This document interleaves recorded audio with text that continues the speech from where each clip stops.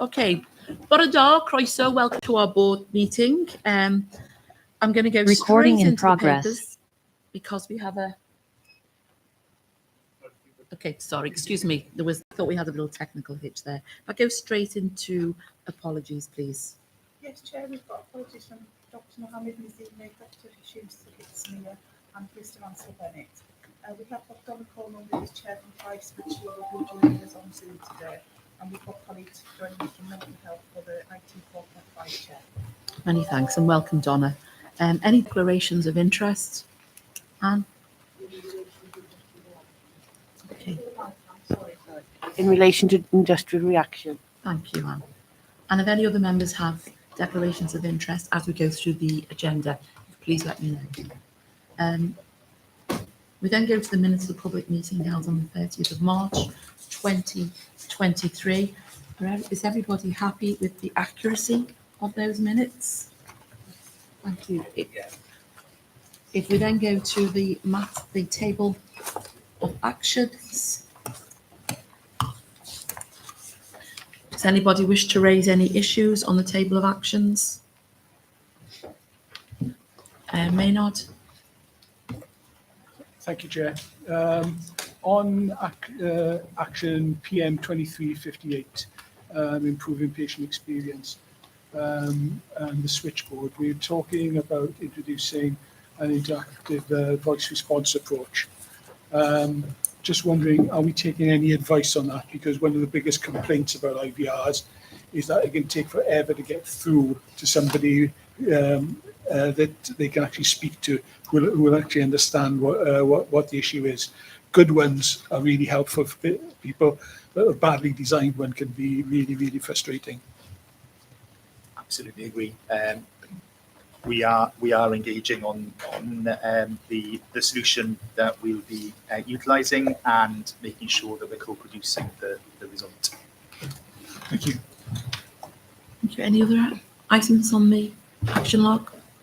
Okay, well, I have a couple. Sorry, Andrew, please come in.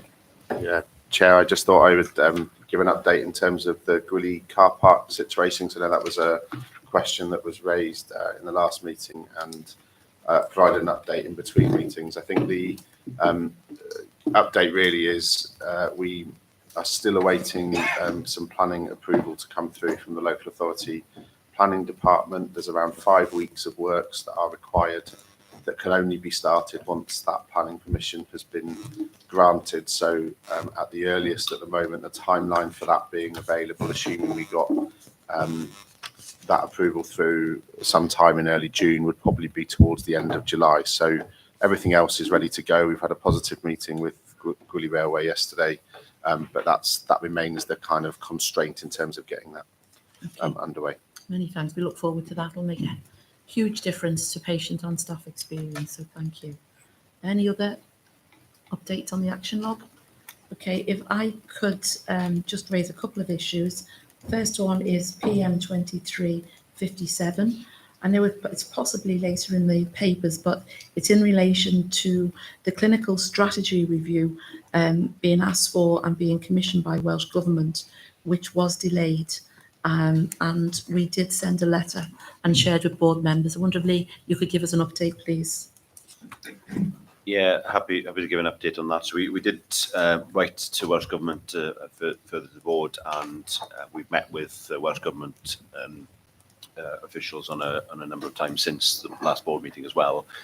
The indications are positive in respect of where we're expecting that clinical strategy review will commence fairly shortly. We haven't been given formal notification of that or exact dates and timelines, but our expectation is that that clinical strategy review can start within the next period of weeks and would look to conclude in August.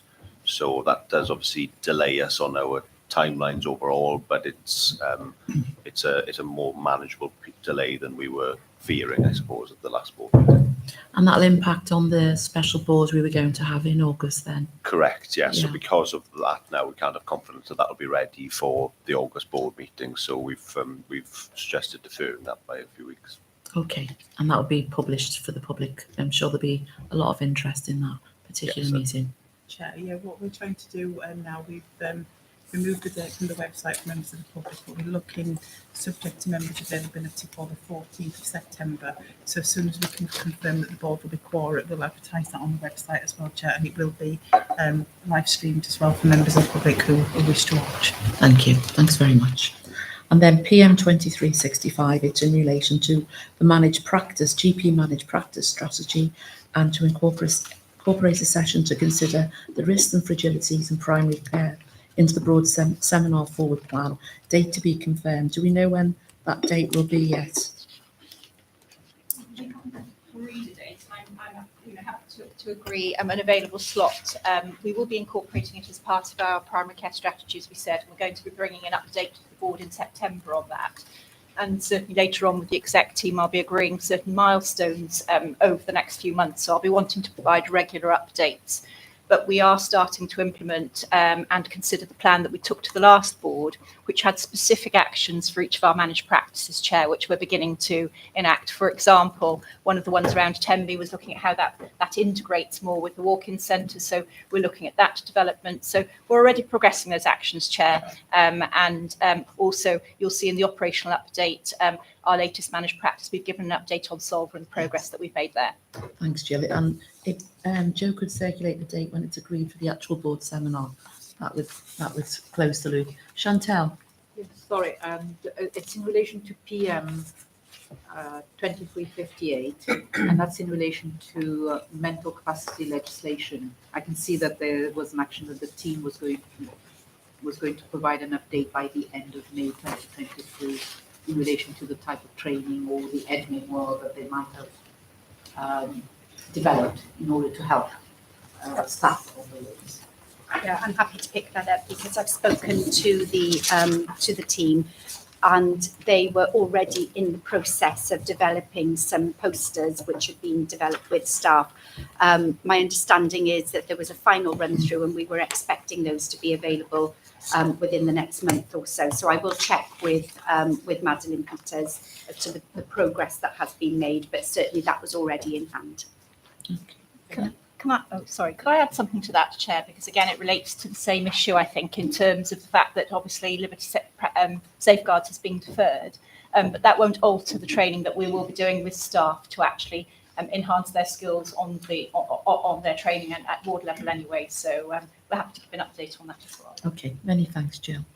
And then if we go on to the minutes of the corporate trustee meeting held on the 30th of March, is everybody happy to approve the minutes of that meeting? Thank you. And if we go to the table of actions, are there any issues on that? No. So the legal advice has been considered, the independent legal advice about the funds? Yes, so I can confirm that we've had independent legal advice. There is a clear objective now within the work stream for the charities team, and there was a paper that went to the exec team yesterday, a set of proposals. The nervousness has been about making sure that we engage and bring staff with us when we're looking at how we rationalise or remodel the way in which our funds are structured. Obviously, the focus remains on the purpose of the funds being for the benefit of patients and our staff, the well-being and the meeting the criteria of the funds. So that work is now due to commence. Okay, thanks, Mandy.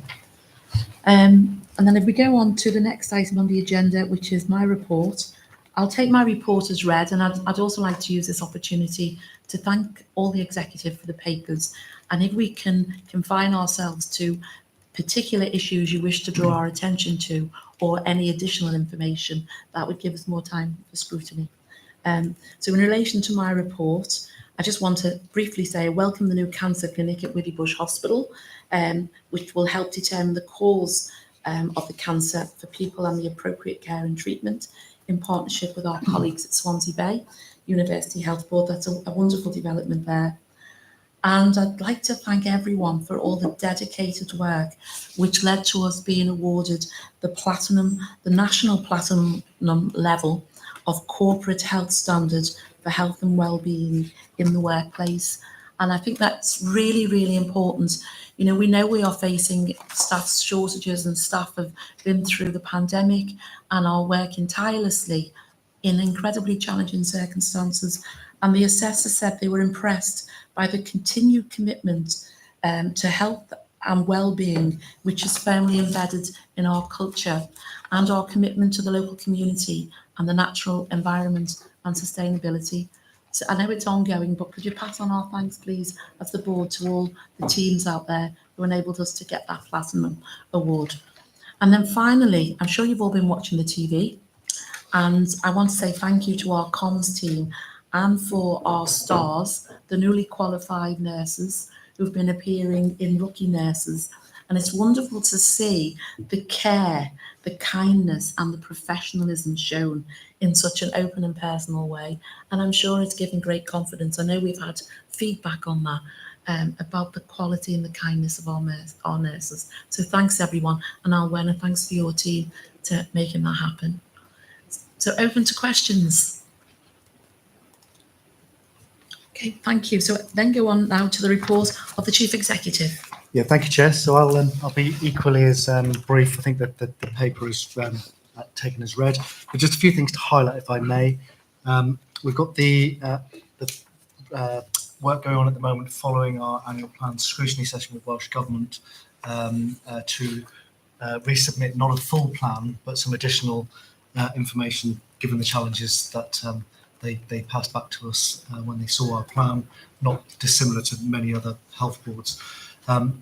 We are working on that at the moment. Lee's going to give a bit of a presentation on where we are because the timings haven't quite worked well for public board meetings and getting papers out. So we'll give an update today, if that's okay with you, Chair, sort of in live session, and then we'll bring back to the relevant committees where we've got that by the 31st of May. But there's a lot of work going on to ensure that we get that in time and it addresses some of their concerns. Although I probably should say, and the board will acknowledge this, that there are still huge challenges this year in the way that we've got to balance the needs of all of our patients, whether it's in the urgent care system, the community, or indeed in planned care. I've also given an update on the escalation status, and we had a further meeting with Welsh Government on the 17th of March, as is set out. We've got a further meeting coming up with them in June, and there's work going on through the ESG, the escalation steering group, which I chair, to ensure that we're ready for that. And we had a discussion in that meeting around the independent peer review, which Lee will mention, and has already given us some update on around planning, which we haven't yet, I believe, received the outcome of, which we will hope to see between now and the next meeting. So once we have that and we know what the recommendations are, we'll be able to bring that through board processes. And then I've updated the board on where we are with the ethics panel, something we set up during the pandemic. I think a really positive step forward for us, but some adjustments to their terms of reference. I'm really glad that we have that still going on. And then finally, just to highlight, we have a new Director of Public Health starting with us. Actually, the date here says August, but I think I'm right in saying the start date is actually July. So, and I'm really pleased that Adiana will be joining us at our residential in June as well, so that she can get to know the team better. So, really pleased with that point. Thank you for taking the questions. Thank you, Steve. Any questions? Winston, Maynard, Anna, and Judith. Good morning. Thanks, Steve, for an update report. I just wanted to draw attention to on page 2 where we got Welsh Government feedback, and the item about asking the Health Board agree to de-risk the annual plan. It seems to me that any plan can't fully de-risk, so we have to just get an idea as to what they meant and what we meant by de-risking the annual plan. Yeah, so I think their main focus at the moment is probably twofold. They firstly want to ensure that all of the health board's savings plans are as nailed down as possible, that we're clear about them when we've got a piece of work going on around that. And of course, things do change and the environment is quite challenging. So as an exec team, we did a deep dive yesterday into two of the biggest ones, and we've got that process continuing on in the background. Beyond that, they want health boards then to see whether they can go further. So what I think what we're proposing at the moment and what will go into our plan is the de-risking element of that. I think it's really challenging to see how in year we could go further than that. But of course, we will keep testing ourselves. That's not something we can off. But the first ask from them very clearly was to move all those savings into deliverability quickly. Well, thanks for confirming, because I thought it could have been financial or performance or quality safety or just in terms of recruiting or vacancies. It just seemed very open statements. No, it is absolutely, I think, focused. Although, of course, we had a much wider debate around all the other things that we're doing, but it is very much focused on ensuring that the savings plans that we've put in can be delivered. And if not, then we can still deliver the overall savings target. Maynard. Thank you, Chair. Steve, yeah, great to see the ethics panel considering. Just got a quick comment on the terms of reference. I'd like to see in there something about the ethical use of technology, particularly in relation to AI. I know that he was raised this outside the meeting as well, but recently the new developments in AI have been described as the biggest change in accessing the internet for the last 25 years, which is when Google was formed. So if we're not watching that one carefully, we could find ourselves in a mess. Yeah, be happy to pick that up with the medical Yes, director. and I'll be happy to include that as part and parcel of the terms of reference. Thank you. Anna. Thanks, Jan. Just building on the question around the ethics panel, Steve. In the context of the ever more challenging financial circumstances we find ourselves in our health board, but across Wales and indeed across the NHS as a whole, do you envisage an increase in the ethical challenges that this board needs to consider going forward? And without wishing to preempt the answer to that question, can I have some assurance that the ethical approach or the way in which we approach ethics in this health board will continue to be a very live subject of conversation through this board and throughout the organisation? As always, a very deep question that I probably need to reflect on and give the medical director some time to also think about while they talk. And I think your general point about do we think there are increasing numbers of the complexity of ethical dilemmas we face, I think I would absolutely agree that is the case. I think we would all acknowledge that the challenges that we're facing at the moment, being as they are around supporting and developing our workforce, maintaining financial delivery, and ensuring that we can get access to our patients. There are quite often competing issues within those, and that's something which I'm hoping the panel will be able to help us with in the moment. I think the way that we've constructed the plan this year with the board's involvement throughout that, I think has balanced that. We've had discussions, as you'll know, in seminar session around the need to ensure that we balance the need to save financially with the need to ensure that we're providing a good experience for our patients and staff, particularly in our emergency care system, and trying to do those things together. But I think those issues will become ever more pointed as we go forward, particularly as we look over the medium term with finances and demography and the demands on our system. So I am hoping the ethics panel will very much be there to help guide our thinking. I don't know whether the medical director wants to add anything. Yeah, I think just to add to that, thinking about the ethics panel's potential role in this, looking at the terms of reference as they're currently written with the principal duties, it is slightly limited, I suppose. I think that's, which probably relates to Mansell's point as well, in that it's sort of guidance support for health board policies rather than bigger dilemmas to the board. And I think when we set the new panel up, the idea was that it would be able to advise the board and be a resource for the board. So we'll try and adapt the terms of reference so they cover both of yours and Mansell's points, because I think the ethics panel would be able to contribute and advise the board on the kind of things that you've described. Phil, could I ask as well that the ethics panel considers, do you remember when we set it up during COVID and we distributed communication to key people so they could bring issues to us? And similarly, I'm sure there will be ethical issues in relation to services that people may not consider bringing it to an ethics panel. And could you consider communication out into the field so that people could use the ethics panel to enable them to give that advice to the board, as you did during the pandemic? Yeah, there are two things we're doing on that. One of them is that I would envisage that we would communicate out our what our thinking has been, our deliberations been.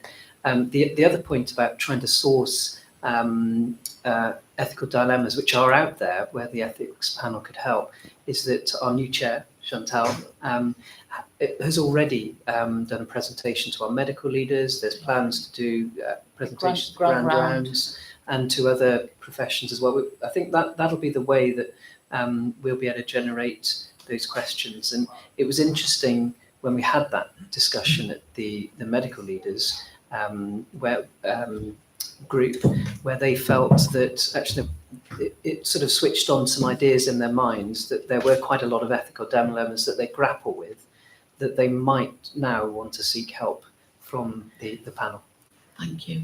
And I think it'd be worth expanding that into the ops, the managers in the organisation as well, because they face some really difficult decisions on the front line, rather than just the clinicians. But I'm sure you've taken that into account. On the same issue, Actually, picking up on that, I notice in the terms of reference, we have patient support services, but where is the actual voice of the patient coming through onto the ethics panel? I'm just slightly concerned that we may not gather the true issues for patients and families as it impacts on them. Chantal, would you So like to? I don't know whether you want me to answer that. Bill. And I think one of the things that we've done as part and parcel of the ethics panel is that whoever refers to us a particular question, that they would, if it is to do with clinical engagement with the patient, then they would have to inform the patient that they have referred it to us, so that then the patient will have an opportunity to be able to put their views across to us, which actually this is the judicial trend in some of the cases that have gone to court already. So we've adopted that particular approach. Okay, thank you. Anna, you wanted to come back in and then Steve on the same issue. Yeah, I think this is a helpful conversation we probably need to continue outside this session, but I think there are probably in my mind two slightly different things here. I think what's presented here today is a strengthening of the way in which we support the organisation making decisions about clinical practice that arise in the day-to-day work of clinicians. I guess what I'm getting at is something slightly different, which is at a more strategic level for this board, when we are faced with decisions, as it seems inevitable we now will be, or soon will be, around who gets help and who doesn't at a population basis or at a disease-specific basis. That is probably beyond the remit of any ethics panel as currently configured. So I suppose I'm saying, can we make sure we don't lose sight of the fact that this board will be making those decisions, whether consciously or not, that have those strategic ethical implications, and we need to think about how we develop the capability to respond to those dilemmas in a very open, transparent and proactive way. Thank you. You just come out, I was further reflecting on your question whilst others were talking. So, yeah, I think you're right. I think this won't answer the entirety of that, particularly the very strategic issues. But I think there might be a conversation for Phil, Chantal and I to have around how we approach the ethical issues that are implied in any of our plans, so the annual plan and the 3-year plan. I think there's two broad ways of doing that. One is to ask the ethics panel to sort of in a slightly theoretical way provide us with an ethical framework in which we can set the plan, where we can think up front about what the likely ethical dilemmas might be and ask for a view on how we might make those decisions. The second is that we have the ethics panel involved in the process of developing the plan, so much more real issues as they arise from the plan. I think I'd like to have a conversation maybe offline with Phil and Chantal about the right way to do that, and maybe both. Thank you. And I'd just also like to say that we're very fortunate in that Chantel is a leading expert in this field, and thank you for taking on the chair of the ethics panel. Really appreciate it. And just one last thing, if I may, if it's okay. Please. Just wanted to acknowledge for Joe McCarthy. This was your last meeting with us. Been hugely grateful for you stepping in and keeping all the work going and actually pushing many things forward. You will be missed, your enthusiasm, but I know you'll be back. So I know we welcome that, but we also wish you well in your secondment to Congress. Judy. Actually, Steve's stolen my thunder, because I just wanted to thank Jo as well, because she certainly assisted in the relationship with our partners by continuing on the PSBs and the development of the wellbeing plans. It's great that she's having an opportunity to experience life elsewhere for a while, but I know the Health Board will be welcoming her back after that time. So thank you, Jo. Thanks, Judith. So is the board happy to accept the recommendations as they are stated, but in respect to the ethics panel terms of reference, to enable, there will be ongoing conversations in respect to the strategic choices that we will make as a board. AI, I'm sure you'll incorporate, and if it needs to come back again, please bring it back. And on behalf of the whole board, Jo, thank you. You've done a superb job, and I know you'll come back, and we will look forward to welcoming you back. But thank you, you did a superb job in difficult circumstances. We really appreciate it, and we've really benefited from all your professionalism, expertise and passion. So thank you. So the next item on the agenda is the report of the Audit and Risk Assurance Committee. Rodri. Thank you, Chair. I'll also take it as read. Obviously, on the 18th of April, we did, as a committee, took the review governance and assurance processes for a number of services. I will highlight a few of them. The escalation status, Steve has already covered that. It was emphasised that the Health Board needs to ensure it can demonstrate in the June 2023 delivery on its actions in order to increase Welsh Government confidence.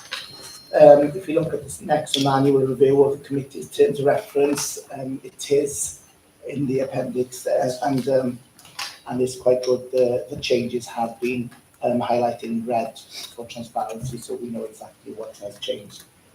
Scheme delegation, then, that is also there for approval.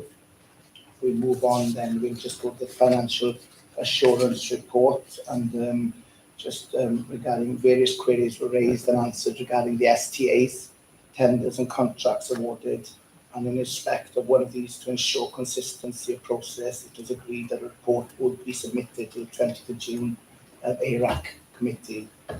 And if you move on, then you can see an update was provided regarding the timetable for approval of accounts, and you can see that the final accounts will be 26th July 2023, and followed by the consideration of the public board on the 27th of July.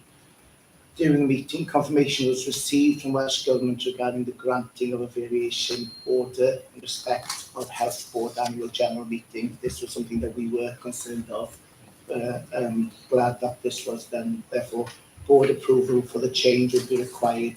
It was agreed that it would be included in the ARAC update report to board. If we just move on, Audit Wales annual plan, we've heard that. And if you go to the review of operational governance arrangements, Audit Wales representatives confirmed that they were content with the management response to this review, which would be monitored by the Health Board's audit tracker. It was agreed from us then that an update on progress would be scheduled for February 24.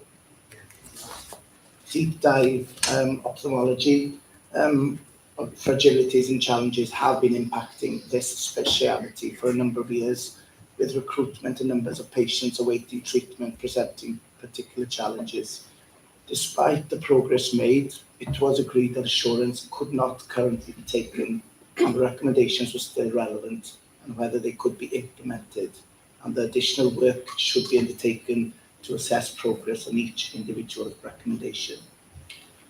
If we move to the RCP, medical record keeping standards, internal audit update, just briefly, committee focused on the request for this matter to be monitored through an effective clinical practice advisory panel going forward and de-escalated from ARAC's work plan, and it was requested that further work to be undertaken to establish whether the original internal audit report requirements recommendation has been met, facilitating de-escalation of this item from the committee's work programme. Just touching on the audit tracker then on page 4, which tracks progress against audits and inspections that are taken within the Health Board. That was presented. Currently 327 open recommendations on the audit tracker, which represents a significant increase from the 262 reported in February 23.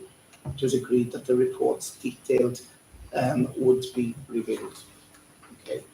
And then if we go to just the consideration, the board consideration, then there's the revised audit risk assurance terms of reference. So these are for board to make a recommendation. So I'm not sure if you want to go on those, but there are 3: the revised audit and risk assurance committee terms of reference, the changes to the scheme of delegation, and also following Wales Government confirmation of variation order, approval for however annual general meeting to take place no later than the 28th of September, replacing the previously scheduled date to the 27th of July. Okay. Thank you. Are there any questions on the report? Mandy? Yeah, it's not a question, it's just in relation to standards of record keeping. So we've done a huge piece of work led by and coordinated by Lisa Davis in Phil's team, so that we move towards a clinical record keeping policy, so that it's not a nursing policy, it's not a medical policy, it's not a therapies policy, but we will be one of the first that has the all-embracing, all-encompassing record-keeping standards and policy contained within it. So I just wanted to mention that. Thank you. Thank you. Any other comments? Okay, the board happy to accept the recommendations and approve the revised terms of reference, the changes to the scheme of delegation, and our annual general meeting date being deferred before the 28th of September. Thank you. I'd also like to thank you because the issues of concern that you've raised to the board, there's actually action in relation to each of those issues. So we know that where it's going forward, and we have this discussion with independent members. Matters that are raised to the board for concern, we need to decide then what we do about it, either within the committee structure or at board level. So thank you very much.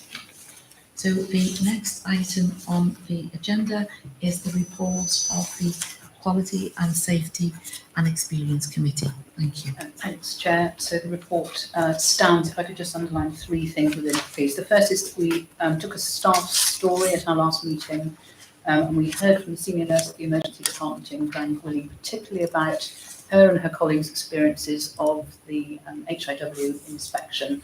And the board will know through discussions here and elsewhere in our committee structure that we have been very rigorous in understanding the pressures in our emergency departments, not least in the context of the HIW inspection at Glencoe. But what this item offered us the chance to do was to hear firsthand from the senior nurse to reflect the staff experience of what it's like to go through that kind of experience. And I think we all felt humbled by her account and really quite struck by the leadership that she brought to her team. And it was really nice to get a different angle, I guess, on the ED pressures, gender and challenge. So it was great to hear that. I think we all valued that. Moving on to the Health and Social Care Quality and Engagement Wales Act update.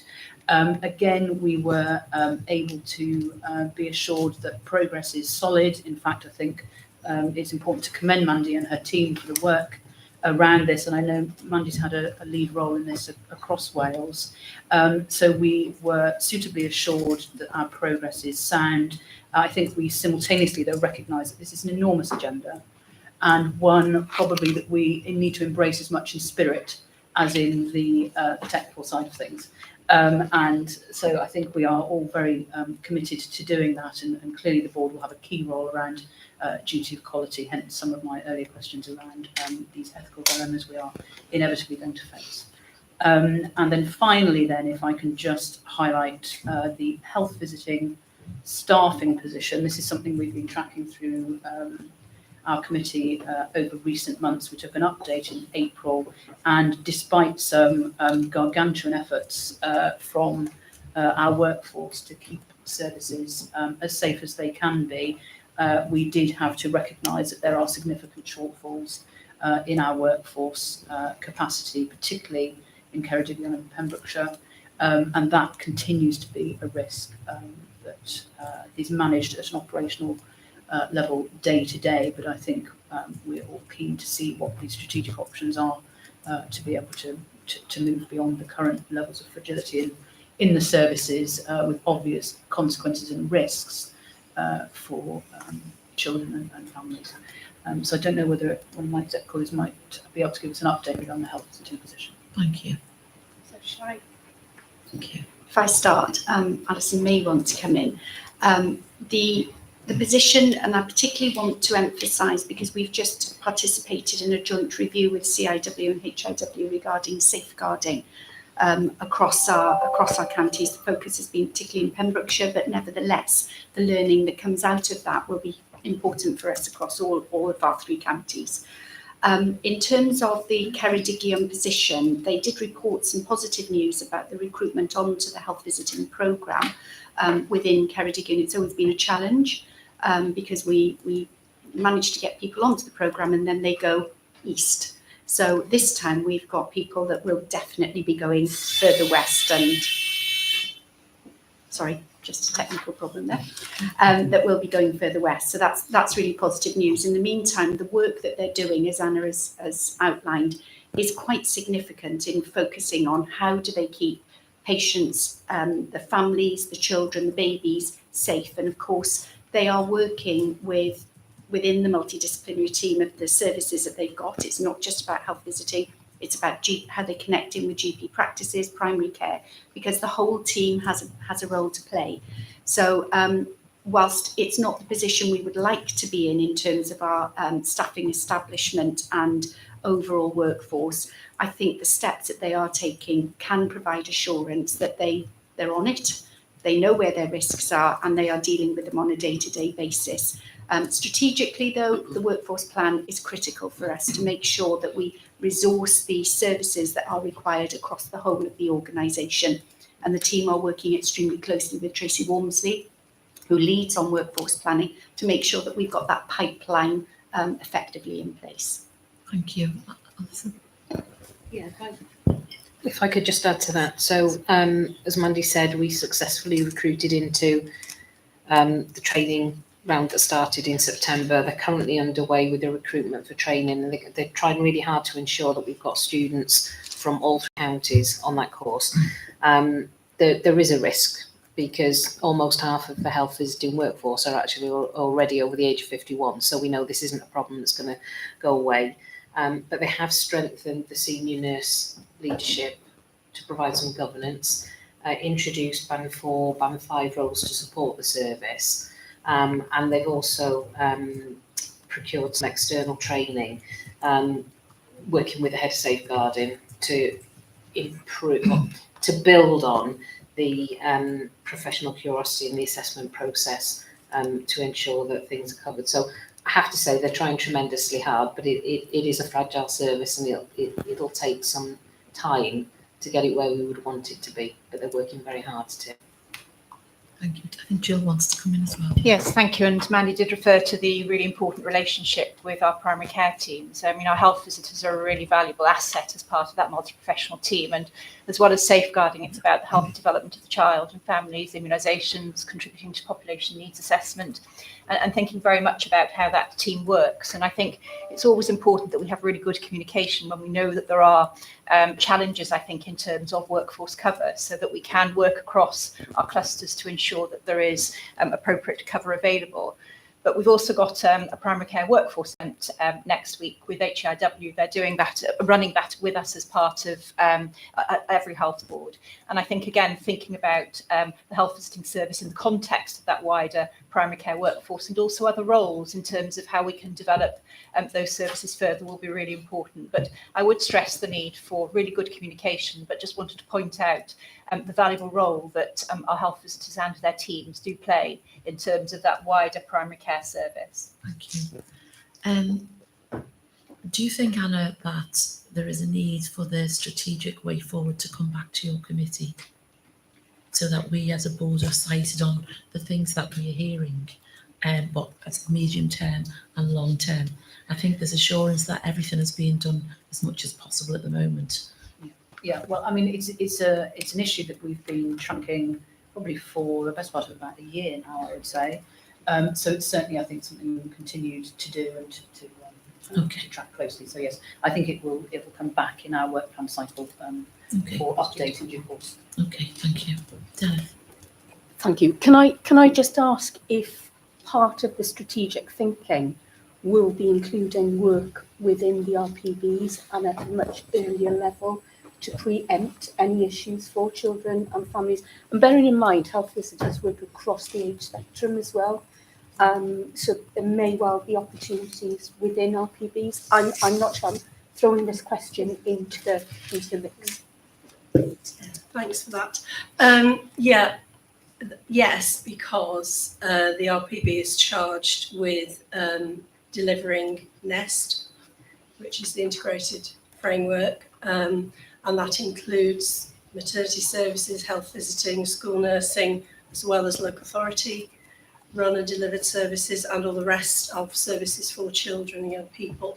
And actually, I was informed this week that actually one of our senior managers in Angela Lodwick, who heads up our CAM service, is going to chair that delivery group going forward. So that will make a really good link.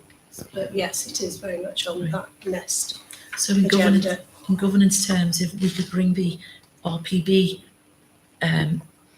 developments into the consideration in the quality committee, that would be helpful. So there's a full picture and not just a partial picture within the health board for information. Well, I'll perhaps pick that up with Anna and Mandy's the lead executive Thank for you. the committee. Thanks, Judith, and thanks, Anna. So the board's happy to receive the paper. Thank you. So we now go on to the annual plan, and that's over 22-23, and that's over to you, Lee. Thank you, Chair. Yes, all members will be very familiar with our 6 strategic objectives and the set of planning objectives we agreed in 22-23 to move us towards those strategic objectives. As you'll all know, they are regularly reported through our committee structures with updates to board. So I wasn't going to spend a great deal of time going through any detail, Chair, as requested. But the report does provide an overall summary of the progress made by us as a health board over that period against those planning objectives. And that's done in a couple of ways. We firstly have a categorisation of our planning objectives under the headings of complete, ahead of schedule, behind schedule, on track, or in a few cases, a few have been deprioritised during the year. And then secondly, what we've done, as we did last year, was ask each executive to provide a brief overview of the planning objectives which they are responsible for and leading, that they led through 22-23. And then finally, we've mapped the 22-23 planning objectives, so last year's planning objectives, to this new set of planning objectives for 23-24. And that's that we can provide hopefully some additional clarities that because we've reduced the number of plan objectives quite significantly, we just wanted to demonstrate where they were being picked up and to give some assurance that work will continue under those headings. So hopefully the report is self-explanatory. So beyond that, I'm happy to take questions and any comments. Thank you. Many thanks. Any questions or comments? No? Okay, well, it's a really comprehensive summary and really important that we see what we have achieved and where we are at the end of that year and moving to a more concise POs going forward. So the board's happy to take assurance on the progress of the 22-23 planning objectives as detailed in the report. Thank you. Lee, if we then go on to the annual plan 23-24. Yes, absolutely, and I think we've got some slides as well to share. So hopefully they'll be coming up on screen imminently, and I'm expecting a clicker to control it as well. But just as we're sorting that, so board members will be aware, as Steve has already mentioned, that we submitted our annual plan to Welsh Government on the 31st of March as required, and it came through the last of these board meetings. Thank you very much, Joe. We subsequently received a letter from the Director General on the 21st of April, noting that the plan was not supportable or acceptable, which wasn't unexpected given the scale of the financial challenges and of course the other pressures facing us as an organisation. And as Steve has mentioned, we understand all health boards have received a very similar letter. We then held an urgent meeting with Welsh Government on the 3rd of May and a follow-up letter received on the 15th of May subsequent to that meeting, which set out Welsh Government's expectations for the 31st of May. So, have I pressed the wrong button? Sorry. So this the set of slides that I've been asked to update on today gives some summary of the progress since then. And the discussions that we've had with Welsh Government. So we've been clear through those discussions that the premise of our plan needs to remain the same, in that we're some fundamental points there, in that we recognise we're in a challenging position, but stabilisation was the objective for 23-24, and that we were very much focused on improving our financial position and improving against the ministerial priorities.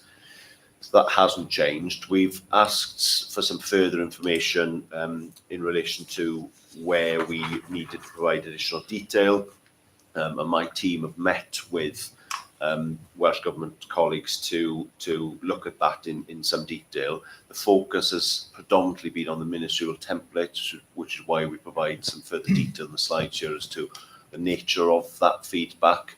And we've then taken that back into the organisation and shared with those individuals and teams that have produced those templates to try and provide some further explanation and some further details. So that slides 6, 7 and 8 provide a summary to the board on the feedback we've received from Welsh Government, and then how we've gone about trying to support the enhancement of those trajectories to address those templates, to address those points. We then obviously had to review our financial position as well, which you will come on to shortly. I think the key point in relation to the templates is that whilst they have been revised and updated to give the general position, we are still looking at only a matter of weeks since the time we submitted our plan. So the trajectories and performance expectations for us across the year remain extant. We're not intending to significantly deviate from those. What has happened since then is we've made a further submission to Welsh Government in relation to planned care, a bid against the centrally held funds, which our templates and submission will reflect next week. So I'll hand over to Hugh now, and then we've got just a final slide on what we're proposing we do in relation to sign off of the supplementary paper ahead of submission next week. Joffrey. Yes, just a very brief reminder, the approach that we took, we built our cost pressures up, recognising those that were inherent within our position, and provided analysis of the opportunities on the next slide of the opportunities we have as a health board to address those challenges, and those have been embedded within the approach we're adopting across the organisation, with savings plans being worked through. So if we go on to the last slide, last financial slide, the budgets, we've been through a process now of delegating those budgets, and I would emphasise that while the board, while the plan is noted as being unsupportable, we still had to delegate budgets in order to be able to operate from the 1st of April. And that's the process that we've been following through, and delegating budgets as appropriate as a result of that. That's been a challenge and complex process for us because of the significant step change in our deficit, and that's therefore taken some time to work through in terms of the appropriate method and approach to delegating. That process is ongoing, so delegations letters have been sent out now to executive team members, and working through the detail of that to obtain assurance that delivery can be maintained against the delegated budgets. Alongside that, then, there is the work that's ongoing with savings, and a real challenge for us on savings, as board members will be aware. I guess the best indication I can give at this stage is the position in month 1, which we will come on to later, but we were about 2.3 million adrift from our plan in month 1. 1 million of that represents savings that haven't been either identified or delivered, and we're phasing that in 12ths over the year, so we've got certainty and we understand with clarity the position we're managing. And another 1 million of that relates to challenges within unscheduled care, largely because of staffing issues. They are relatively new challenges that we're seeing. So a growth in challenge in month 11 and 12, which resulted in an issue at the end of the year for us, but a clear picture for us coming into this year. In addition to that, growth in oncology pressures. So some real issues in terms of the operational challenges that are being met by the organisation as well. So while I'm not in a position to forecast what our position is at this point in time against the plan, there is a risk that I think we can quantify of about 20 million against our plan, and I think that's worth us noting. While we are going through a process of de-risking, for want of a better phrase, that is an ongoing process. Do I think that we can fully de-risk at this stage? No, and we haven't got that assurance that we can fully de-risk back to the plan that was originally submitted, but that work is ongoing. Following the month 1 position, mitigating plans are being brought back into the executive, due back by Friday, and then we'll process those in advance of next Wednesday to see what assurance we can provide on any elements that could be de-risked before the resubmission on the 31st. So that is a very active process that we're working through as an executive team alongside colleagues throughout the organisation. So if I could just take us to the final slide then, so recognising, as Steve said earlier, that obviously there's a timing challenge with this. We obviously took our plan through board, and we want to continue to keep board members fully appraised and contributing to the development of the plan. So what we're proposing to do is that we've got a draft of all the templates now. They were shared with execs yesterday, and there's a further executive review of those over the next 24 hours or so. The intention would be that by the end of tomorrow we'll be in a position to share that information. That's what we're aiming for, and then we're proposing Chair's action next week to ratify, to endorse that prior to it being submitted to Welsh Government. Obviously, that process could end up with a few outcomes, as mentioned at the bottom, but what we've been hoping to do is get to a position where we can submit them to Welsh Government as per the deadline, and then bring the documentation back to public boards so that it's in public for the next board meeting. As I say, I think we have updated the information, but we're not deviating substantially from our previous plan in any case. So it's so hopefully that gives board members some assurance that we're not that this process isn't going to end up with a completely different outcome to what was approved by board in March. So at that point, I'll stop, if that's okay, Chair. Thanks, Lee, and thanks you. I don't know if you want to add anything. Thank you, Chair. So just focusing just on the financial de-risking, which was mentioned earlier, and just some reflections from what the team's been doing in that regard. As I mentioned at the beginning, the exec team on a weekly basis is undertaking deep dives into each of the big challenging areas of savings. So we have done the workforce stabilisation. We've been through that twice now, with a further discussion yesterday. And also yesterday we went through the significant changes we're making to the urgent emergency care system through our transformation programme and the need to take beds out.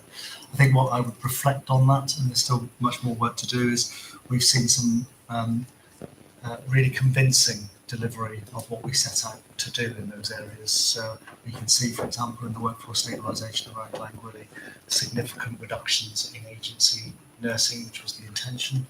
And we can also see in the urgent emergency care system, we are on track in April and May with the number of bed equivalents, so not actual beds necessarily, that we thought we'd be able to remove from the system whilst maintaining performance from the work that's been done on conveyance, complexity, and discharge across the system. So those things feel like they're very much on track. I think the reflection and the focus of de-risking is we are working in a very challenged system. So as we are changing some of these things, we are seeing other parts of our position go out. We think that the control around some of the other staffing, given we do have staffing shortages outside of the 25B wards, for example, and also ensuring that our emergency departments and our surge beds are there when we need them, just means it's becoming a challenge. It is a challenge for us to ensure that we are driving savings out and maintaining system resilience as well in all that.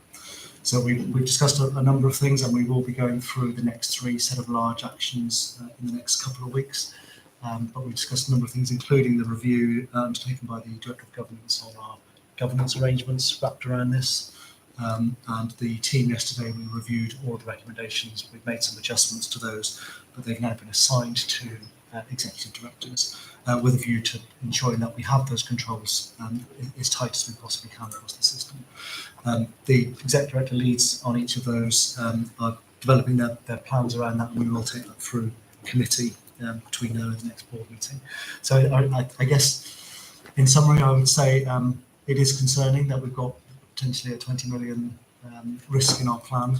I take some comfort from the fact that we are identifying it in May, and there is a lot of positive things ahead that we think we can do on that, but we're not there yet. And I would much rather be having this discussion now than in September, which may have been sort of previously what may have happened. So we're going to continue to do that and keep our focus on these things, knowing that we've got to deliver the 19.5 million that was set out in our original plan. So I guess it's not there yet, but we've got the process in place, we've got the reviews, we know where the governance issues are, and we'll be dealing with those as a team. Thanks, Steve. I have a couple of questions, well, 3 questions actually, listening to the presentation, and thank you for that. And I do understand the timescales that we're up against. One is, we keep hearing that we aren't addressing the ministerial priorities. Yet when I look at all the performance reports, the operational update, the annual plan, for me, it seems very clear that the ministerial priorities are at the core of our focus. So I just wondered if I could have assurance of that is the case, and how do we communicate that perhaps in a way that it's being received at the moment. Secondly, I also hear about that we approved a plan which didn't have financial balance as a board. So in governance terms, I'd be grateful. Again, I've heard the advice from the Director of Corporate Governance, but I'd like to hear that again in public board to reiterate that that was the option, that the right way forward in governance terms. And then in relation to the work that's been being undertaken at executive and with the governance review, so will all that be reported to the Sustainable Resources Committee, which is well before next board, I understand, for scrutiny?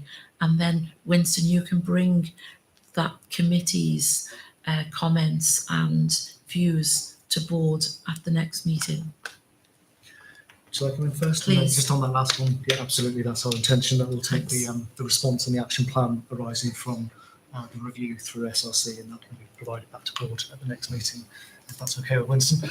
On the ministerial priorities, the board will recall when we put the annual plan in, I think Lee was very clear in the documentation, the planning objectives that we had firstly reduced significantly from where we were previously, but also had a linked directly and in some cases indirectly, but were in support of the ministerial priorities. We did have that discussion with Welsh Government through the scrutiny session that we had, and we're also able to provide assurance that in those areas where there may not be a direct, obvious link to the ministerial priorities in the short term, they were still, however, important for our long-term direction, and we weren't spending additional money on those things. So, for example, keeping our progress going on the Healthy Middle West Wales strategy itself and the programme business case being really important in that regard. So we have been able to communicate that back to Welsh Government. I think we'll continue to have that discussion as we go through the year. But I think what we have, I'm confident in saying, is a plan that does absolutely put the ministerial priorities front and centre, and the things that are in addition to that are supportive and are not requiring additional investment. The only area where we have put investment in is the overseas nurse recruitment, and that clearly is a priority for all sorts of reasons, both this year and into the medium term. Yeah, thanks, Steve. And Joe? Yes, Chair, so I draw members' attention back to the minutes when we actually made the approval, which are in the packs for today. The Director of Finance and I considered this very carefully in terms of the wording that went within the board paper at the time. We have a duty to approve the delegation of budgets, otherwise the organisation can't delegate budgets down to managers to be able to operate. And in terms of how the plan was approved, there were significant caveats, and it was recognised the financial outturn remained unacceptable and required further work. And it also did note as well, Chair, about how we were not compliant with our required acts in relation to planning and finance. So the caveats were clearly highlighted for board members, but we did have a duty to approve the delegation of budgets, otherwise we would not be able to operate. And the Director of Finance and I did consider that very carefully when presenting that to the board at the last meeting, Chair. Many thanks, that's very clear, thank you. Open for questions, comments, Judith? Anna? Yeah. Thank you. Yeah. Sorry, I didn't know if Finance Director wanted to say anything first. Can I carry on? Oh. Chair, just also to note, because I think it is important that we did explicitly reference the cash issue for us, and without further support from government, clearly there is a cash issue in terms of being able to pay our bills as they fall due towards the end of the year. So that's another caveat that was very clearly and explicitly noted. Many thanks. Judith? Yeah, thank you. The first point really is just in terms of communication with the public. I really struggle with this term de-risk. I'm not exactly sure what it means. I'm used to risk assessments. I'm used to, how do you manage and how do you, de-escalate. So I think when we're explaining how that impacts on what we're doing, if we can just come up with a way of describing de-risking, that makes more sense to me and maybe to others. My couple of questions, if I may. On page 3 of the presentation, this is in relation to the Welsh Government letter. It talks about the local and national choices that could be made, and local choices, that's fine, that's for us, that's our responsibility, but I'm a little bit unclear as to how a single board can make the national choices. So it'd be interesting to understand whether that's been explained in any way or clarified. And then my second query is about the savings. The figures on page 11, I couldn't work out how to add them up. It talks about savings of 19.5 required. The amount has been identified. Some is green, some is amber, and then there's the assurance figure. So, I just would like to understand those figures a bit more. But I'm trying to understand whether people have signed up to deliver those savings. By people, I mean are either executives or our managers have signed up to delivery. And in my experience, if you sign up to deliver savings, then you should have plans to deliver those, or you come back and say that's not possible. And then corporately, there has to be a look at, well, is that acceptable response, and are there other areas? So I'm trying to understand where the conversations are in relation to that, for those budget holders who presumably, I'm presuming, have signed up to delivery of savings but don't seem to be able to actually identify where they're coming from. Thank you, Chair. Chair, thank you. And yes, if I just start with quantum de-risking, I think it's a phrase and a word that has certainly entered the lexicon recently. My understanding of it is the need for greater certainty in the forecast challenge that health boards are addressing and dealing with collectively across Wales. There have been different I guess risk appetites in terms of plans that have been submitted to government, which have inherently in them different assessments of the savings opportunity that might be delivered. And clearly there needs to be a consistent understanding of the risk within that. So it's about really clarity on the risks within savings more than anything else, and then recognising that clearly with a deficit position that is as significant as we are facing now across Wales, that gives a very real budget challenge to government. So clarity in the first instance, and then how we address that challenge in the second, which gets on to the local and national reference. I think helpfully, the request has been from government to understand what are the actions that we can take locally, what are the actions that we can take in a regional space, and what are the actions that we would seek to have support from government to address on a national basis, either through actions nationally or through policy changes that may be enacted nationally, where we don't have those levers to address locally. So I think it's been a very helpful request to have a kind of a shared understanding of what the collective responsibility may be for us. Now, some of those don't require government action. Some of them could be health boards coming together to take a consistent view on an issue, but some of them may require a policy change. And then in respect of your last question around the arrangements we've got in place there. So that's about how directors, managers have signed up to delivering savings plans. These are the savings plans that have been agreed by individuals across the health board in terms of their accountability to deliver. So they have been through that process. So we've got a signed up set here of plans. There are challenges within it. I'm not absolutely denying that, but they are broadly agreed result of conversations we've had. We alluded to the governance process that Joe has been reviewing, and what I would propose, Chair, is I am revising our savings reporting. We will change our savings report that goes to SRC alongside the recommendations coming out of Joe's review, which I think will address the questions that you've broadly raised, Judith. Okay, thank you. Steve and then Winston. And just to add to that, so I think the question around delivery of savings is an important one. And insofar as we've deep dived into some of the big ones at the moment, I would say my view at the moment, or the view that the team is getting, and this may change as we go through some of the others, is we've got some really good detailed plans which are delivering on the inputs that we expected them to deliver on. My sort of reference to this is in a very stressed system is that in doing those things, other things outside of those plans are changing. So it isn't so much that the plans themselves aren't delivering. In fact, we've seen some very big forecast savings, and we're on track with the bed equivalent reductions that Andrew's been leading on.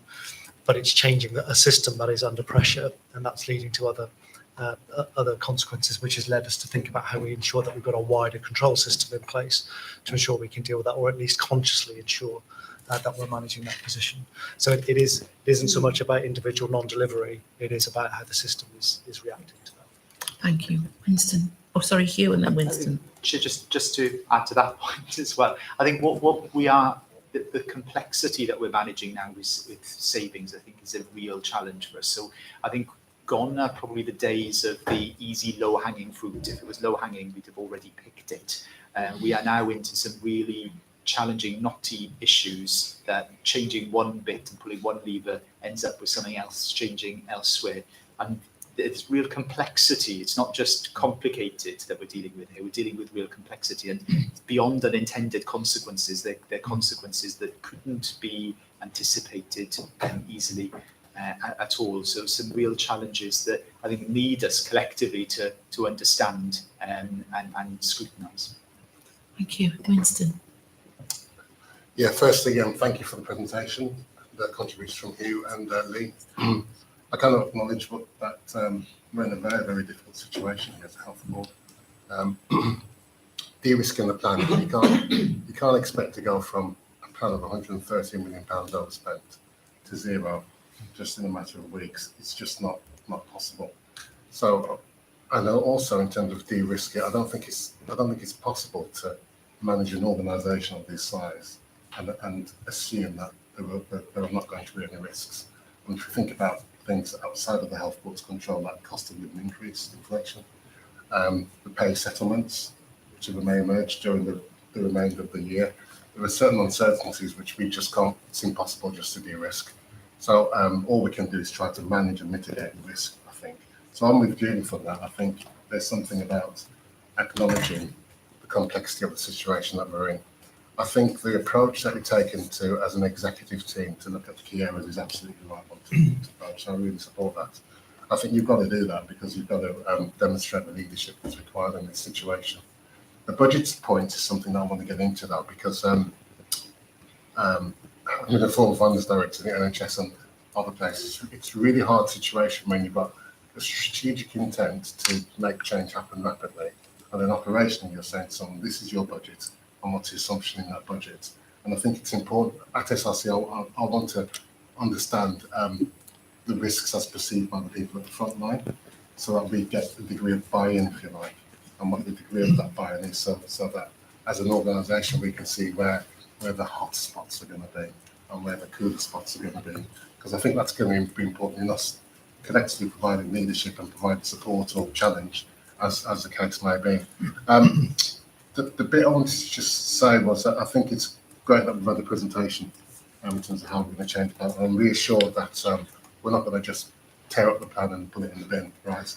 And that what we're going to do is say, we still need to achieve our plan care targets, our emergency care targets, our cancer targets, our public health requirements, our improving the quality of care. So I think that's fundamentally important. And where that leads me to is I'm thinking, even at the end of doing that, we're still going to have a deficit.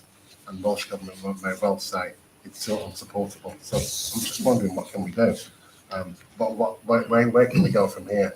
Because I can just simply see that there's still going to be a deficit of something over £100 million, because you simply can't in a matter of weeks take out 40 million or 20 million or what the huge figure is going to be. So that's my comment, I guess. Thank you. At the moment. Thanks, Winston. I'm going to bring in Steve on the same point, and then Anna, who's been waiting incredibly patiently. Sorry. Yeah, just to pick up two of your points, really. And, I think reflecting on this de-risking thing that's come into our lexicon recently, although we've got to put in an update on that at the end of May, given the scale of what we're trying to do, given the fact that we need to deliver the 20 million savings, not necessarily the savings schemes, but the savings need to be realised in some way. And given the work we're doing around the deep dive and the work that the Director of Governance has done around the governance process, I think our process, and probably we'll want to bring this and describe this to SRC, is what's our ongoing de-risking arrangement, because it's a process, it's not a one-off thing. Given what we said about that the system is complex, there are many things going on, there are things that will come in later in the year. So I think we need to describe that probably in a bit more detail, coming out at the other end of the submission to Welsh Government. And then on the deliver of what we're going to try to deliver this year, you're right, the plan was only a month old, and it would be very odd to rip that plan up and try and do something else in year. I think in terms of what we can achieve in year, the way in which we need to work is very closely with Welsh Government about what we are delivering, what we can deliver, what we're aiming for, what we may be being ambitious about, what changes and choices we can make locally, but also being really clear about what does the figure at the end result in, because they're very clear they don't have any additional funding for this, but also, as you say, it would be hugely challenging to take £120 million out in 1 year. So we've got to, I think, again, that's a process and that's an ongoing dialogue with them to keep them aware and appraised of what we're doing locally. Thanks, Steve. Anna? Thanks, Chair. So regarding the ministerial priorities, there's an inference that the very stretched resources we have are allocated accordingly. What kind of proportion of our services are not covered by the ministerial priorities? And if, as a patient, I am not covered by one of those political priorities, how worried should I be? Probably need to take a step back from that question and just think about it. There are two different discussions, I think, and the one that we've been having with Welsh Government is around, if you like, the marginal investment and effort going into the additional things we're doing this year, and whether that's addressing the ministerial priorities. So that presupposes everything we do continues, but what the additional things we're doing this year will be about addressing the ministerial priorities. That then doesn't lead to any concern about things getting worse, if you like, or moving investment or people out of the things that are not in the ministerial priorities. However, I do think, and we have had a bit of a philosophical discussion about those areas that don't sit within it and whether we need to look at those in a different way in order to think about them for what we do, the main piece of service that we deliver. Now, I don't get a sense there's any appetite nationally to do that, because the areas that aren't included will be some really important areas for us, particularly around things like mental health, disabilities. I don't think there's a desire to see disinvestment in those areas. I think the debate is about whether there's further investment in those areas, given what the Minister says is the priorities for Welsh Government. So I guess, thinking on my feet, there isn't a danger to patients in terms of what, or there shouldn't be concern in patients in terms of what we are providing at the moment. However, the money and additional focus we're putting in is in those areas that were set out in the ministerial priorities. So those are the areas that are attracting essentially our attention.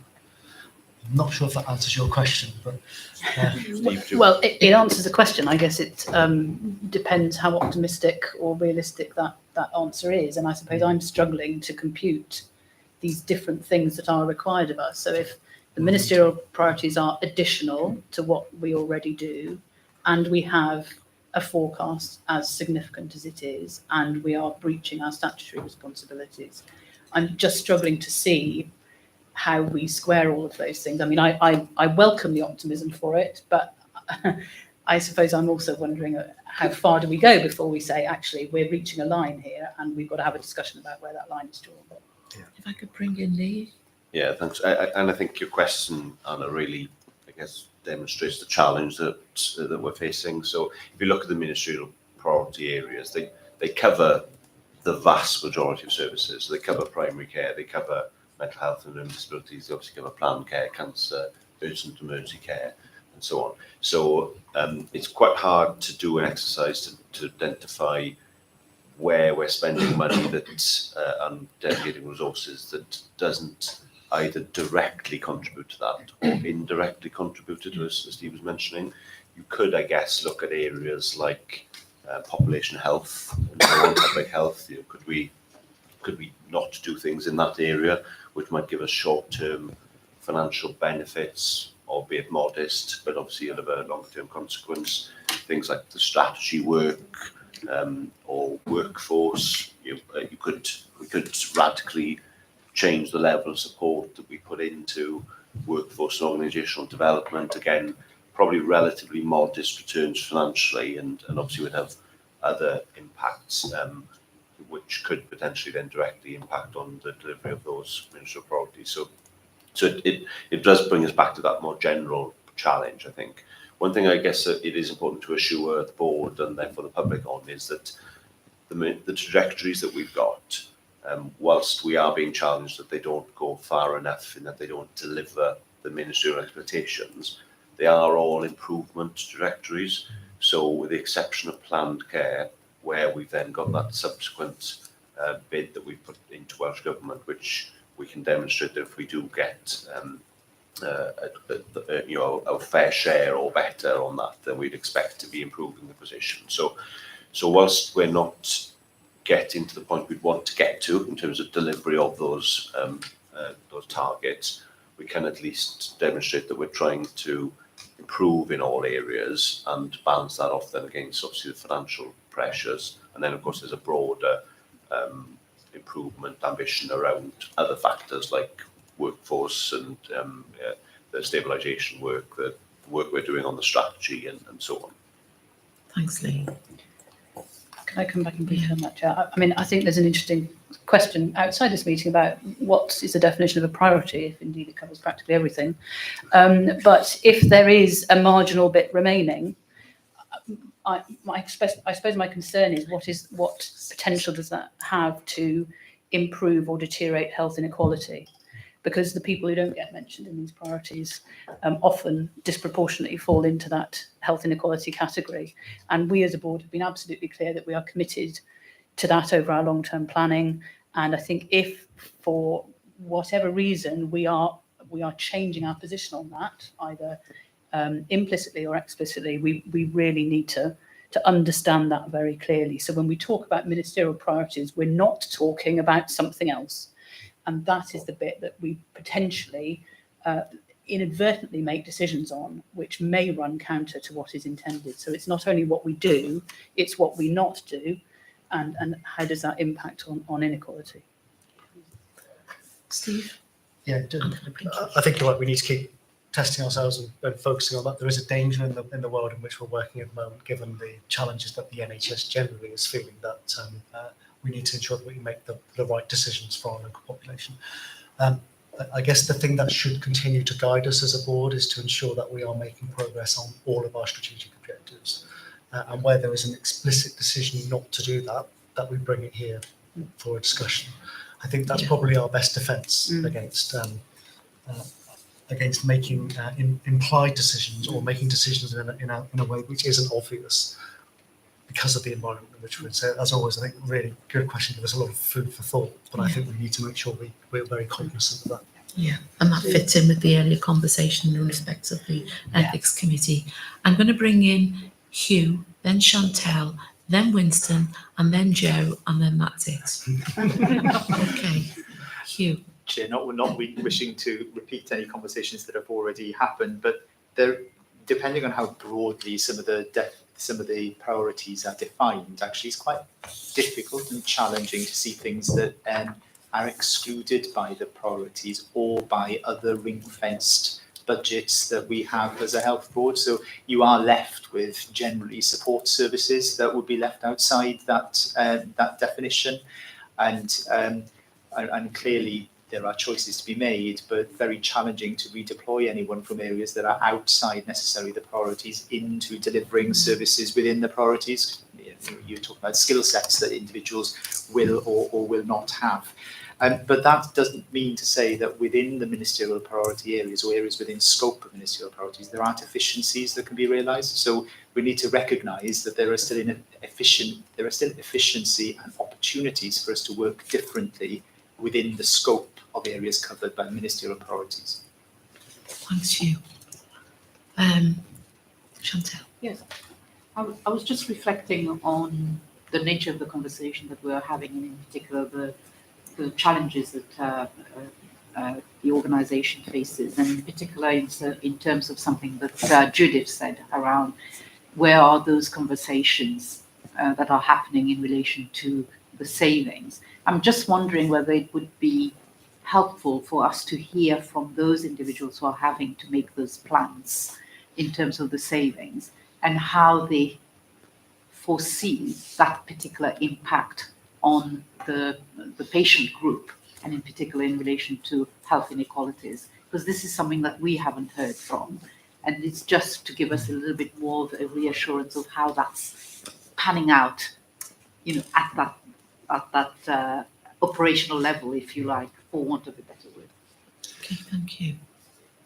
I think it'd be helpful to have that discussion. I guess just worth noting that the way in which we've constructed the savings plans this year are about the opportunities that we faced. So it isn't perhaps the old traditional way of trying to find ways of sort of salami slicing what we do and therefore potentially impacting quality. It's been very much more based on the work that Hugh's done around where we think there is, in the broadest sense of the word, waste in the system, whether that's spending on agency staff rather than substantive staff, having patients in the wrong parts of hospitals that then is not good for them and not good for the staff either, and trying to take those things out. So I think we can certainly highlight that, but I would anticipate the way in which we've approached this in that sort of positive light of trying to find areas that we can improve things and save money should ensure that we're not sort of taking that maybe more historic approach of trying to just slice bits off budgets and not having an impact on people. Yeah. Winston, then Joe. Yeah, I think I can't help but going back to the overall numbers and just to reflect on our health board's performance over the last 3 years. So we've gone from a 25 million deficit to a 59 million deficit. Local bars and 120 million deficit. So on the face of it, just in the cost of numbers, we're getting worse. And we've documented all the factors that are fed into it because of inflation, because of COVID-19 funding and other reasons.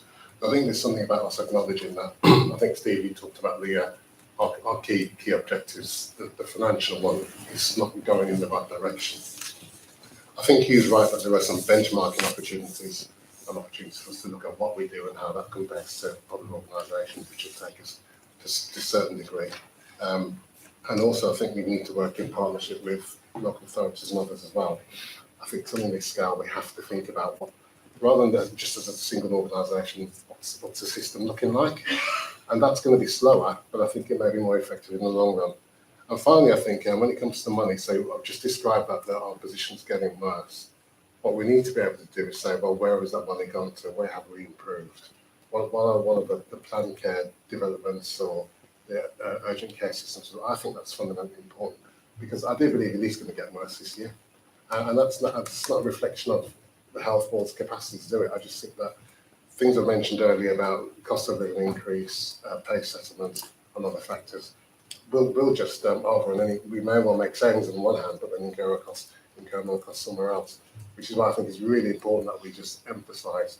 So, what is that money being used for, and how we can demonstrate that we're improving on those other strategic objectives other than money. Okay, thanks, Winston. And I could also contextualise the last 3 years we did have COVID, where there was all the restrictions on spending were in place as well because we responded to the pandemic. Joe. Thank you, Chair. I think there's general acceptance that the ministerial priorities are largely around acute issues and the pressures that we're facing and don't necessarily include a prevention element. But we know as a board that prevention is key in terms of ensuring that we're not in this position in 10, 20, 30 years' time and reducing the demand on the system alongside improving our services. As a public health directorate, though, we have a responsibility here to respond to the situation in which we're working and to work more closely with our value-based healthcare colleagues, our finance colleagues, and move towards a position where we're supporting our waiting list support teams, our prehab teams, and we are responding to those short-term needs where public health can have real impact, as well as keeping our eye on the long-term community health and long-term aspects of population health. And in terms of just responding to Anna's points around inequalities, I think if we do that well, we will be working towards reducing inequalities. And we know that the board is signed up to that from our April board seminar, where we talked a lot about moving away from a kind of pepper pot approach where we try to do everything for everyone and focus in so that actually we're more effective and we're doing more with less. Yeah, thanks, Joe. That's really reassuring. It was very important that we had this time to talk about the annual plan. Do you want to come in, Steve? Please do. Just to say, yeah, really helpful to have the discussion. Yeah. We are going to need all of the wisdom and scrutiny from board members in this period, not just for this year.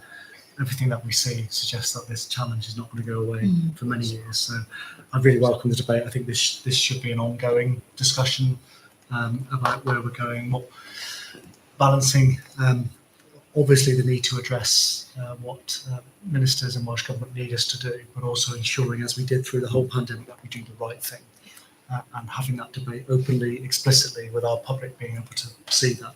I think it's going to be really important going forward because I don't think the NHS has ever been quite as much of a challenge as it is right now on just about every front you can think of. So I really welcome the debate and I think we need to keep it going. Thank you. Totally agree. So I've very briefly summarised. we're all agreed that the ministerial priorities are front and centre in our annual plan, and it's evidenced within the board papers today, and that we are improving. And I do recall at the beginning of the year when we actually set our own targets and we had the discussion, they were ambitions of the minister, and we said what we could achieve. Not only have we achieved most of that, we've also achieved more than we actually promised. So I think we need to remember that as well. We talked about, well, the main thing is we continue to deliver on our strategic objectives and bring to this board and to the Ethics Committee, should we go into an area where we think we need to stop or reduce some services, and we'll do as we did in the pandemic, which is the right thing. And thank you for the reassurance in the public health agenda and the short-term support that you're giving in that arena. Really important.